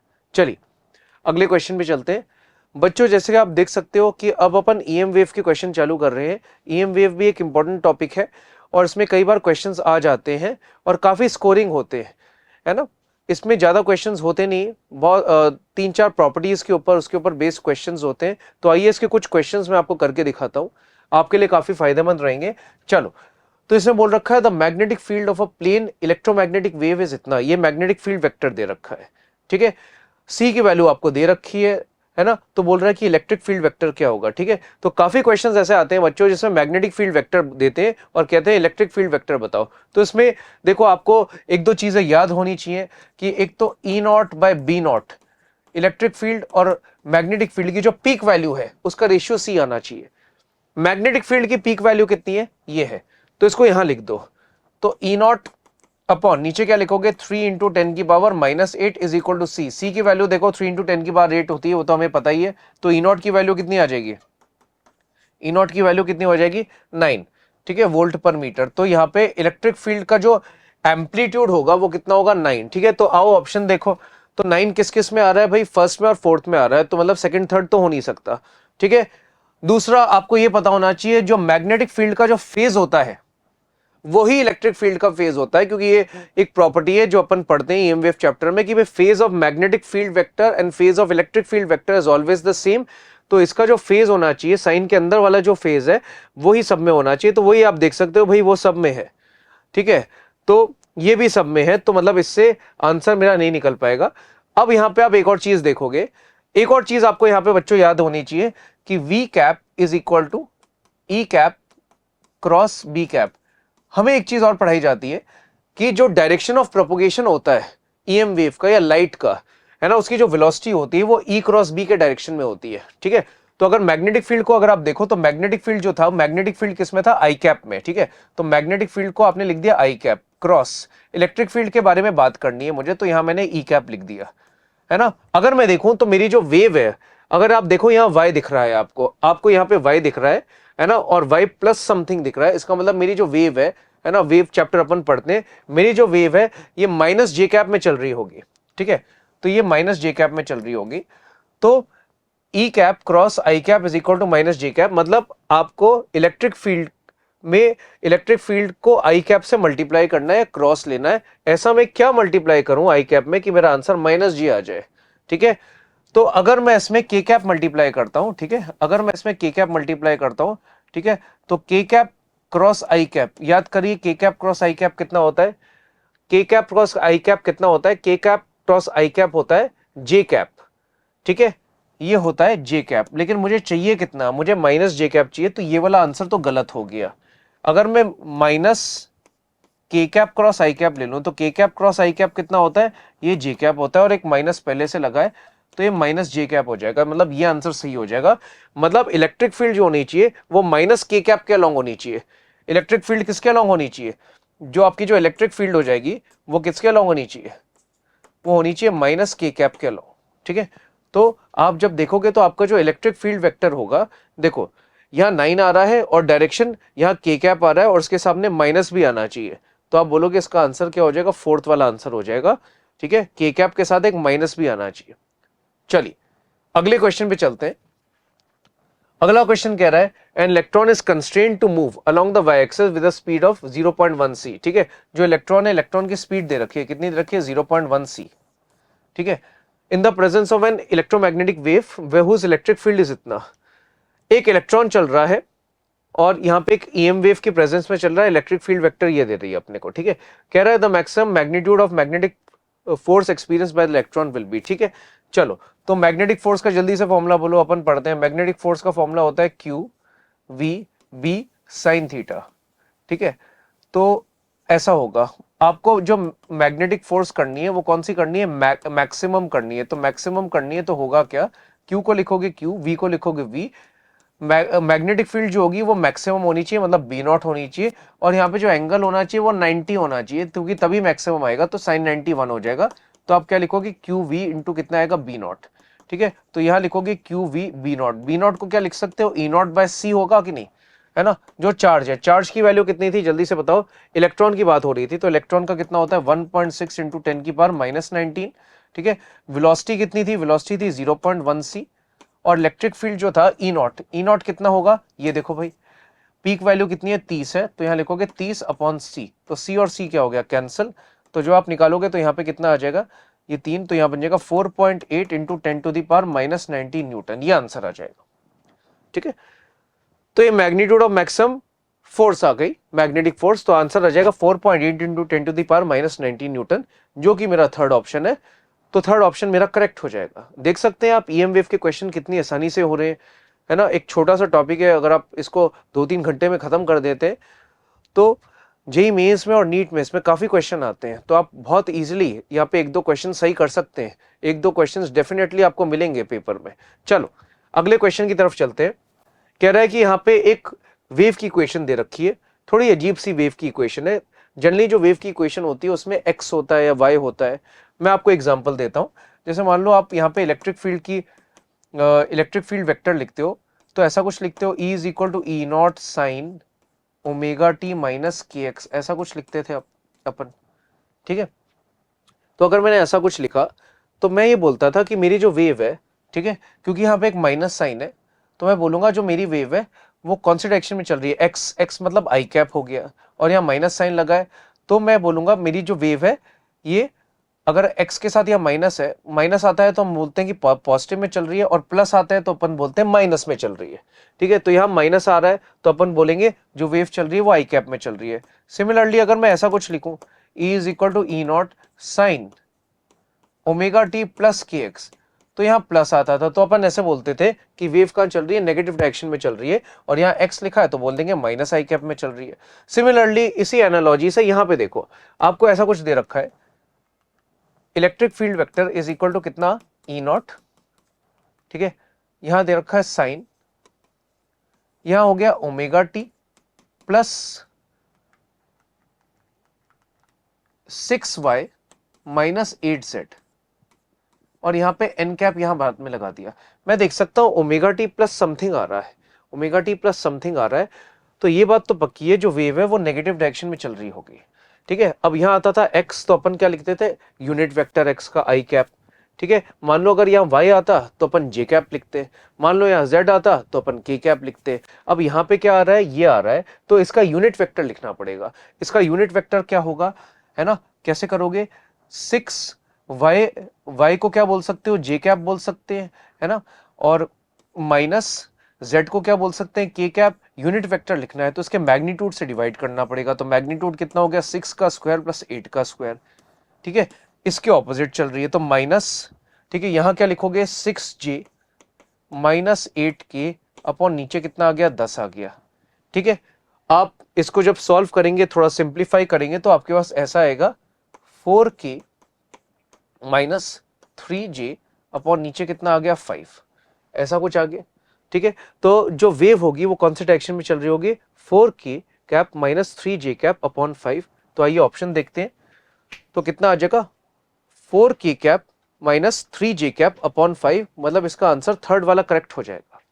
ठीक है, चलो अगला क्वेश्चन करते हैं।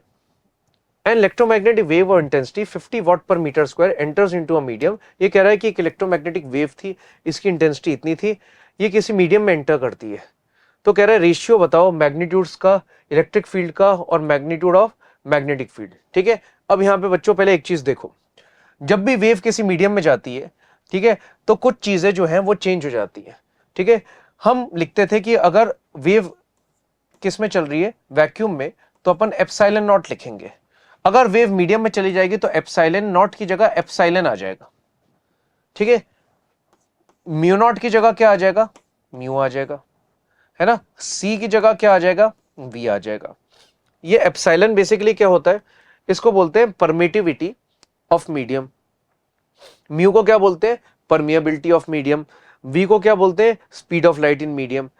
ठीक है, अब इसकी वैल्यूज अगर मैं देखूं तो इसकी वैल्यूज होती थी epsilon naught into epsilon R, इसकी वैल्यू होती थी mu naught into mu R, है ना। v की वैल्यू हो जाएगी c बाय n करके। n को क्या बोलते थे, रिफ्रैक्टिव इंडेक्स, जैसे कि इसने बोल रखा है। रिफ्रैक्टिव इंडेक्स को म्यू भी बोलते हैं, लेकिन इसने n बोल रखा है तो n बोल के सॉल्व कर लेते हैं। तो v की वैल्यू कितनी हो जाएगी, c बाय n हो जाएगी। ठीक है, तो ये सारी चीजें आपको जब मीडियम में जाएगी ना, तो ये सारी चीजों को आपको ऐसे रिप्लेस करना पड़ेगा। ठीक है, अब यहाँ पे एक और चीज देखते हैं। देखो, आपने स्पीड ऑफ लाइट का फॉर्मूला पढ़ा होगा। स्पीड ऑफ लाइट का फॉर्मूला ईएम वेव चैप्टर में क्या होता है, म्यू नॉट एप्सिलॉन नॉट, ये होता है c is equal to 1/√μ not epsilon not. ठीक है, सिमिलरली अगर मैं v की बात करूं तो जब किसी मीडियम में जाएगी वेव, ठीक है, तो यहाँ पे म्यू नॉट की जगह क्या आएगा, म्यू आएगा, और एप्सिलॉन नॉट की जगह क्या आएगा, एप्सिलॉन, जैसे कि मैंने अभी ऊपर बात की। तो अगर इसको मैं आगे सॉल्व करूं तो v की वैल्यू कितनी आएगी, v की वैल्यू आ जाएगी 1/√, यहां क्या था म्यू, तो म्यू को क्या लिखा, mu naught mu R epsilon naught epsilon R. अब एक चीज याद करनी होती है हमें, जनरली जो मीडियम होता है अगर उसके बारे में कुछ नहीं बोल रखा तो हम उसको नॉन मैग्नेटिक मान लेते हैं। ठीक है, जब नॉन मैग्नेटिक मीडियम होता है तो म्यू आर जो होता है, म्यू आर अप्रोक्सीमेटली 1 हो जाता है। ठीक है, तो म्यू आर अप्रोक्सीमेटली 1 हो गया, तो आप इसको ऐसे भी लिख सकते हैं, mu naught epsilon naught into यहाँ कितना आ गया, एप्सिलॉन आर। ठीक है, तो यहां बन जाएगा v इज इक्वल टू सी, यहाँ पे क्योंकि ये वाला जो टर्म है ये वाला तो आपका c बन जाएगा। ठीक है, तो ये c upon under epsilon R. ठीक है, तो c बाय v की वैल्यू कितनी हो जाएगी, अंडर एप्सिलॉन आर, और इसी को अपन रिफ्रैक्टिव इंडेक्स के बराबर बोलते हैं। ठीक है, तो इस चीज की अभी जरूरत पड़ेगी, तो इसको अपन ने ऐसे कर लिया। ठीक है, अब अपन क्या करेंगे, देखो इलेक्ट्रिक फील्ड के बारे में बात करते हैं। ठीक है, इलेक्ट्रिक फील्ड के बारे में बात करते हैं, तो इलेक्ट्रिक फील्ड कितनी थी, इलेक्ट्रिक फील्ड पहले ई नॉट होगी, तो half epsilon not E not square into c. ये बेसिकली किसका फॉर्मूला होता है, इंटेंसिटी का। अगर लाइट मेरी जो है वैक्यूम में चल रही है तो अपन ऐसे लिखेंगे इंटेंसिटी, और किसी मीडियम में चली गई तो अपन ऐसे लिखेंगे हाफ एप्सिलॉन नॉट की जगह आएगा एप्सिलॉन, यहां आ जाएगा इलेक्ट्रिक फील्ड ई आ जाएगा, और यहां सी की जगह क्या आ जाएगा, वी आ जाएगा। ठीक है, हाफ हाफ कैंसिल हो जाएगा, epsilon not E not square is equal to epsilon, epsilon को क्या लिख सकते हो, epsilon naught into epsilon R, यहां बन जाएगा ई का स्क्वायर, और वी को क्या लिख सकते हैं, सी बाय एन करके। ठीक है, यहां पे एक सी भी आएगा, तो सी और सी तो कैंसिल हो गया। ठीक है, एप्सिलॉन नॉट कैंसिल हो गया, तो आपके पास बनेगा ई नॉट का स्क्वायर अपॉन ई का स्क्वायर, ई नॉट का स्क्वायर अपॉन ई का स्क्वायर इज इक्वल टू कितना बन जाएगा, एप्सिलॉन आर अपॉन नीचे कितना बन गया, एन। ठीक है, अगर इसको मैं स्क्वायर करूं तो एप्सिलॉन आर की वैल्यू कितनी आ जाएगी, एप्सिलॉन आर की वैल्यू कितनी आ जाएगी, एन का स्क्वायर। तो एप्सिलॉन आर की वैल्यू कितनी बन गई, एन स्क्वायर, तो एन स्क्वायर अपॉन नीचे एन, ये और ये कैंसिल आ गया। ठीक है, और यहाँ पे आप जब लिखोगे तो एप्सिलॉन नॉट अपॉन ई, इसकी वैल्यू कितनी बन जाएगी, अंडर√n, ऐसा बन जाए। ठीक है, तो बेसिकली हुआ क्या, ये कह रहा था कि कोई लाइट है, कोई ईएम वेव है जो एक मीडियम से दूसरे मीडियम जा रही है, तो इसकी इंटेंसिटी में कोई फर्क नहीं पड़ रहा, तो इंटेंसिटी को अपन ने बराबर कर दिया, है ना। मीडियम में आपको ध्यान रखना है, एप्सिलॉन नॉट की जगह एप्सिलॉन आएगा, सी की जगह वी आएगा, ई नॉट की जगह ई आएगा। ठीक है, वी का फॉर्मूला सी बाय एन होता है।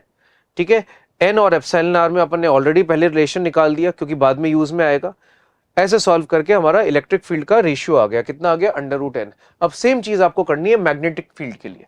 तो मैग्नेटिक फील्ड के लिए आपने फॉर्मूला पढ़ा होगा, इंटेंसिटी का फॉर्मूला होता है v not square upon 2 mu naught into कितना आएगा, c। और जब ये किसी मीडियम में जाएगी तो आप बोलोगे मैग्नेटिक फील्ड हो गए b, यहाँ पे कितना आ जाएगा, 2 म्यू आ जाएगा, और यहाँ पे c की जगह v आ जाएगा। ठीक है, देखो 2 और 2 तो कैंसिल आ गया, है ना। यहाँ कितना हो गया, b नॉट का स्क्वायर, यहाँ कितना हो गया, म्यू नॉट। ठीक है, ये बन जाएगा बी स्क्वायर, म्यू की जगह क्या लिख सकते हो, म्यू की जगह आप लिख सकते हो mu naught into mu R, लेकिन म्यू आर जो होता है वो अप्रोक्सीमेटली 1 हो जाता है, क्योंकि मटेरियल के बारे में कुछ नहीं बोला है, तो हम इसको नॉन मैग्नेटिक मान लेंगे। ठीक है, तो म्यू नॉट और म्यू नॉट भी कैंसिल हो गया। वी को अपन क्या लिख सकते हैं, वी को अपन लिख सकते हैं सी बाय एन करके, तो सी और सी यहाँ पे कैंसिल हो गया। ठीक है, तो बी नॉट अपॉन बी, इसकी वैल्यू कितनी आ जाएगी, अंडर√1 बाय एन, ये आ जाएगी। ठीक है, तो आप देख सकते हो इलेक्ट्रिक फील्ड का रेशियो कितना आ रहा था, √n, और मैग्नेटिक फील्ड का रेशियो कितना आ रहा था, 1/√n। तो अपन बोलेंगे ये आया √n, 1/√n, ऐसा कुछ हो गया। ठीक है, तो ऑप्शन देखते हैं, आइए। तो क्या कह रहा है, ratio of the magnitudes of magnetic field of the wave before and after and ratio of electric fields. तो पहले इलेक्ट्रिक फील्ड की बात कर रखी है, तो इलेक्ट्रिक फील्ड का था √n और मैग्नेटिक फील्ड का क्या था 1/√n। तो अब मैं देख सकता हूं मेरा थर्ड वाला आंसर मैच कर रहा है, तो √n, 1/√n, ये इलेक्ट्रिक फील्ड वाला था और ये मैग्नेटिक फील्ड वाला था। चलो अब नेक्स्ट क्वेश्चन पे चलते हैं। ये क्वेश्चन अगर आप देखें तो ये भी इंटेंसिटी के ऊपर बेस्ड है। देखो, a lamp emits monochromatic green light uniformly in all directions, the lamp is 3% efficient. ठीक है, इसको अंडरलाइन कर लो। जो लैम्प है कितना है, 3% एफिशिएंट। एफिशिएंट का क्या मतलब होता है, जैसे ये बोल रहा है कि लैम्प जो है ये 100 वॉट की पावर लेता है सोर्स से। ठीक है, जब ये 100 वॉट की पावर लेता है तो ये एमिट करेगा लाइट, और एफिशिएंसी कितनी है 3%। तो पावर कितनी एमिट करेगा, देखो ये इनपुट तो 100 ले रहा है और इसकी एफिशिएंसी 3% है, तो इसका जो आउटपुट होगा, आउटपुट कितना होगा 3/100 टाइम्स ऑफ पी इनपुट।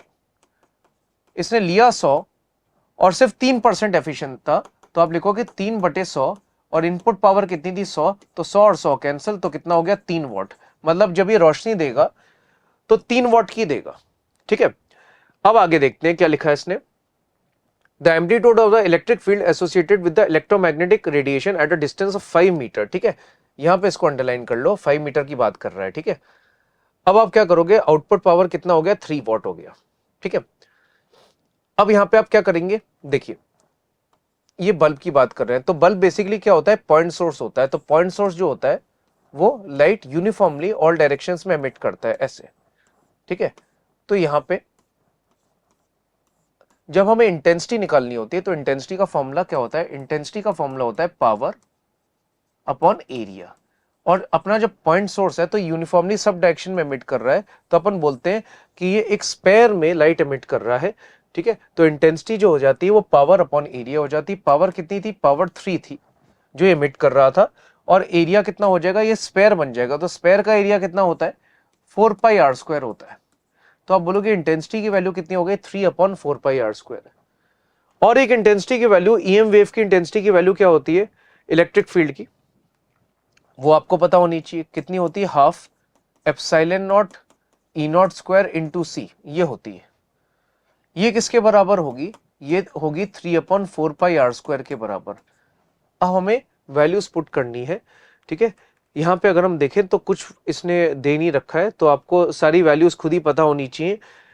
ठीक है, तो आप जब यहां पे पुट करेंगे तो एप्सिलॉन नॉट की वैल्यू क्या होती है 8.85 इंटू 10⁻⁻12। ठीक है, यहां बन जाएगा E0 का स्क्वायर, यहां क्या बन जाएगा 3 इंटू 10⁸8, यहां बन जाएगा 3/4πr²। आर की वैल्यू कितनी थी 5 थी, तो आर की वैल्यू कितनी हो जाएगी 5 का स्क्वायर। ठीक है, अब हमें क्या करना है, हमें E0 की वैल्यू निकालनी है। तो E0 की वैल्यू जब आप निकालोगे, ठीक है, तो ये तो कैंसिल हो जाएगा, ऐसा कुछ हो गया। ठीक है, तो एप्सिलॉन नॉट की E0 की वैल्यू हो जाएगी ये 3 अपॉन नीचे कितना आ गया, ये 25 आ गया, 25 और ये कितना हो गया 50, तो ये बन जाएगा 50 पाई। ठीक है, यहाँ पे कितना आ जाएगा 8.85 इंटू 10⁻⁻12। ठीक है, यहां बन जाएगा 3 इंटू 10⁻8, ऐसा कुछ बन जाएगा। ठीक है, तो ये 3 और 3 ये कैंसिल कर दिया अपन ने, तो ये बन जाएगा 50 पाई इंटू 8.85। ठीक है, ये बन जाएगा 10⁻⁻4, 10⁻⁻4, तो यह बन जाएगा ऊपर 10⁻4 बन जाएगा। ठीक है, तो ये कितना बन जाएगा 1000। ठीक है, 1000 बन जाएगा, क्योंकि ये भी कट जाएगा, एक यहां से पावर कट जाएगी, तो यहां बन जाएगा 200 अपॉन 8.85 इंटू यहां बन जाएगा पाई। ठीक है, तो 8.85 ये लगभग 9 हो जाएगा, और ये लगभग कितना हो जाएगा पाई। पाई की वैल्यू कितनी होती है 3.14। ठीक है, तो ये बेसिकली कितना बन जाएगा 27 के आसपास हो जाएगा। ठीक है, अब आपको क्या करना है, इसका स्क्वायर रूट लेना है। तो स्क्वायर रूट लेंगे तो स्क्वायर रूट कितना हो जाएगा 200 अपॉन 8.85 इंटू पाई, ऐसा कुछ हो जाएगा। ठीक है, तो इसका स्क्वायर रूट लेंगे। तो अगर हम इसके ऑप्शंस देखें तो ऑप्शंस जो है, आप ऑप्शंस देख सकते हो, तो 1.34 आ रहा है, 2.68, 4.02, 5.36। ठीक है, तो आप जब ऑप्शंस देखते हैं तो ये जो है, ये लगभग जब आप निकालोगे तो 8.85 ये आ रहा है 9, ठीक है 9 और ये कितना आ रहा है 3.14, ठीक है तो ये बन जाएगा 27, तो ये 27 से थोड़ा सा ज्यादा हो जाएगा, बेसिकली 28 हो जाएगा। तो 200/28 के आसपास कुछ आंसर आ रहा है, तो इसका स्क्वायर रूट ऐसा ही कुछ लेना है। और ऑप्शंस जो है वो बहुत दूर दूर है, तो अपन देख सकते हैं कि ये वाला आंसर तो हो नहीं सकता, 4-5 भी नहीं हो सकता, तो आंसर 2.68 हो जाएगा इसका। ठीक है, क्योंकि आपको कैलकुलेट नहीं करना, बस आपको एक देखना है कि आंसर 1 की रेंज में आएगा, 2 की रेंज में आएगा, 3 की 4, तो आप जब आप इसका स्क्वायर रूट लोगे तो आप देखोगे 2.68 के आसपास आएगा, आंसर 3 के आसपास आना चाहिए, तो ये हो जाएगा। चलो अब नेक्स्ट क्वेश्चन देखते हैं। Next question basically matrix match है। जब अपन ईएम वेव चैप्टर करते हैं तो अपने को पता होना चाहिए कि ईएम वेव में जो क्वेश्चंस बनते हैं 3 तरीके से बन सकते हैं, एक डिस्प्लेसमेंट करंट वाले से, एक properties of electric field and magnetic field जिसकी अपन कर रहे थे, और लास्ट रटने वाला पोर्शन है। लेकिन इससे जब भी क्वेश्चन आता है तो आपको हमेशा मार्क्स देके जाएगा, क्योंकि इसमें बस आपको याद करना है। मुश्किल से अगर आप देखोगे तो रोज अगर आप पढ़ोगे भी 2-3 बार देखोगे तो आपको अपने आप याद हो जाएगा कि एक्स रेज, गामा रेज, है ना, माइक्रोवेव, इंफ्रारेड, यूवी, इनके क्या क्या यूज होते हैं। तो बस ये आपको एप्लीकेशंस इनके पता होने चाहिए और डायरेक्ट क्वेश्चन आता है। ठीक है, तो यहाँ पे भी मैट्रिक्स मैच में आप देख सकते हो, यहाँ दे रखा है infrared, radio wave, X ray, UV rays. ठीक है, तो कह रहा है भाई इनके यूजेस क्या क्या होते हैं, एप्लीकेशन क्या होते हैं, और यहाँ मैच करना है। तो एक्सरे तो अपने को सबको पता है कि एक्सरे जो होता है वो किसके लिए यूज होता है ना, जब फ्रैक्चर वैक्चर हो जाता है तो अपन हड्डियों का एक्सरे करवाते हैं ना देखने के लिए, तो एक्सरे तो भाई इसके लिए यूज होता है, to detect fracture of bones. ठीक है, अगर आप देखो इंफ्रारेड जो होता है, इंफ्रारेड जो होता है मस्कुलर स्ट्रेन। ठीक है, जब मान लेते हैं मसल में पेन होता है, कुछ होता है, तो अपन कई बार हीटिंग थेरेपी करते हैं, तो हीटिंग थेरेपी में इंफ्रारेड वेव्स यूज होती है, तो इंफ्रारेड के लिए आप बोलोगे मस्कुलर स्ट्रेन के लिए इंफ्रारेड यूज किया जाता है। ठीक है, रेडियो वेव्स देख के बता देगा भाई, रेडियो वेव्स ब्रॉडकास्टिंग के लिए यूज हो जाता है, जो आपके कार वार में एफएम आता है वो रेडियो वेव्स की वजह से आता है, तो इसके लिए ये हो गया। तो भाई इसका आंसर ये हो गया, इसका ये हो गया, इसका ये यही बचा। तो यूवी जो होता है, यूवी का आंसर ये हो जाएगा। ठीक है, यूवी किसके लिए यूज होता है, absorb by the ozone layer, तो इसका आंसर फर्स्ट हो गया, फर्स्ट का फर्स्ट हो गया, सेकंड का सेकंड हो गया, थर्ड का थर्ड और फोर्थ का फोर्थ, मतलब मेरा ऑप्शन कौन सा हो जाएगा, फोर्थ वाला। ठीक है, तो ये वाला थोड़ा रटने वाला पोर्शन है, लेकिन आपको मार्क्स देके जाएगा, तो इसको स्किप नहीं करना है। ईएम वेव बहुत ही इंपॉर्टेंट टॉपिक है, आपको मार्क्स देके जाएगा। तो बच्चों आज के सेशन में इतना ही, अब मिलेंगे अपन अगली बार नेक्स्ट वीक कुछ और एक्साइटिंग टॉपिक्स लेके। Stay tuned, all the best.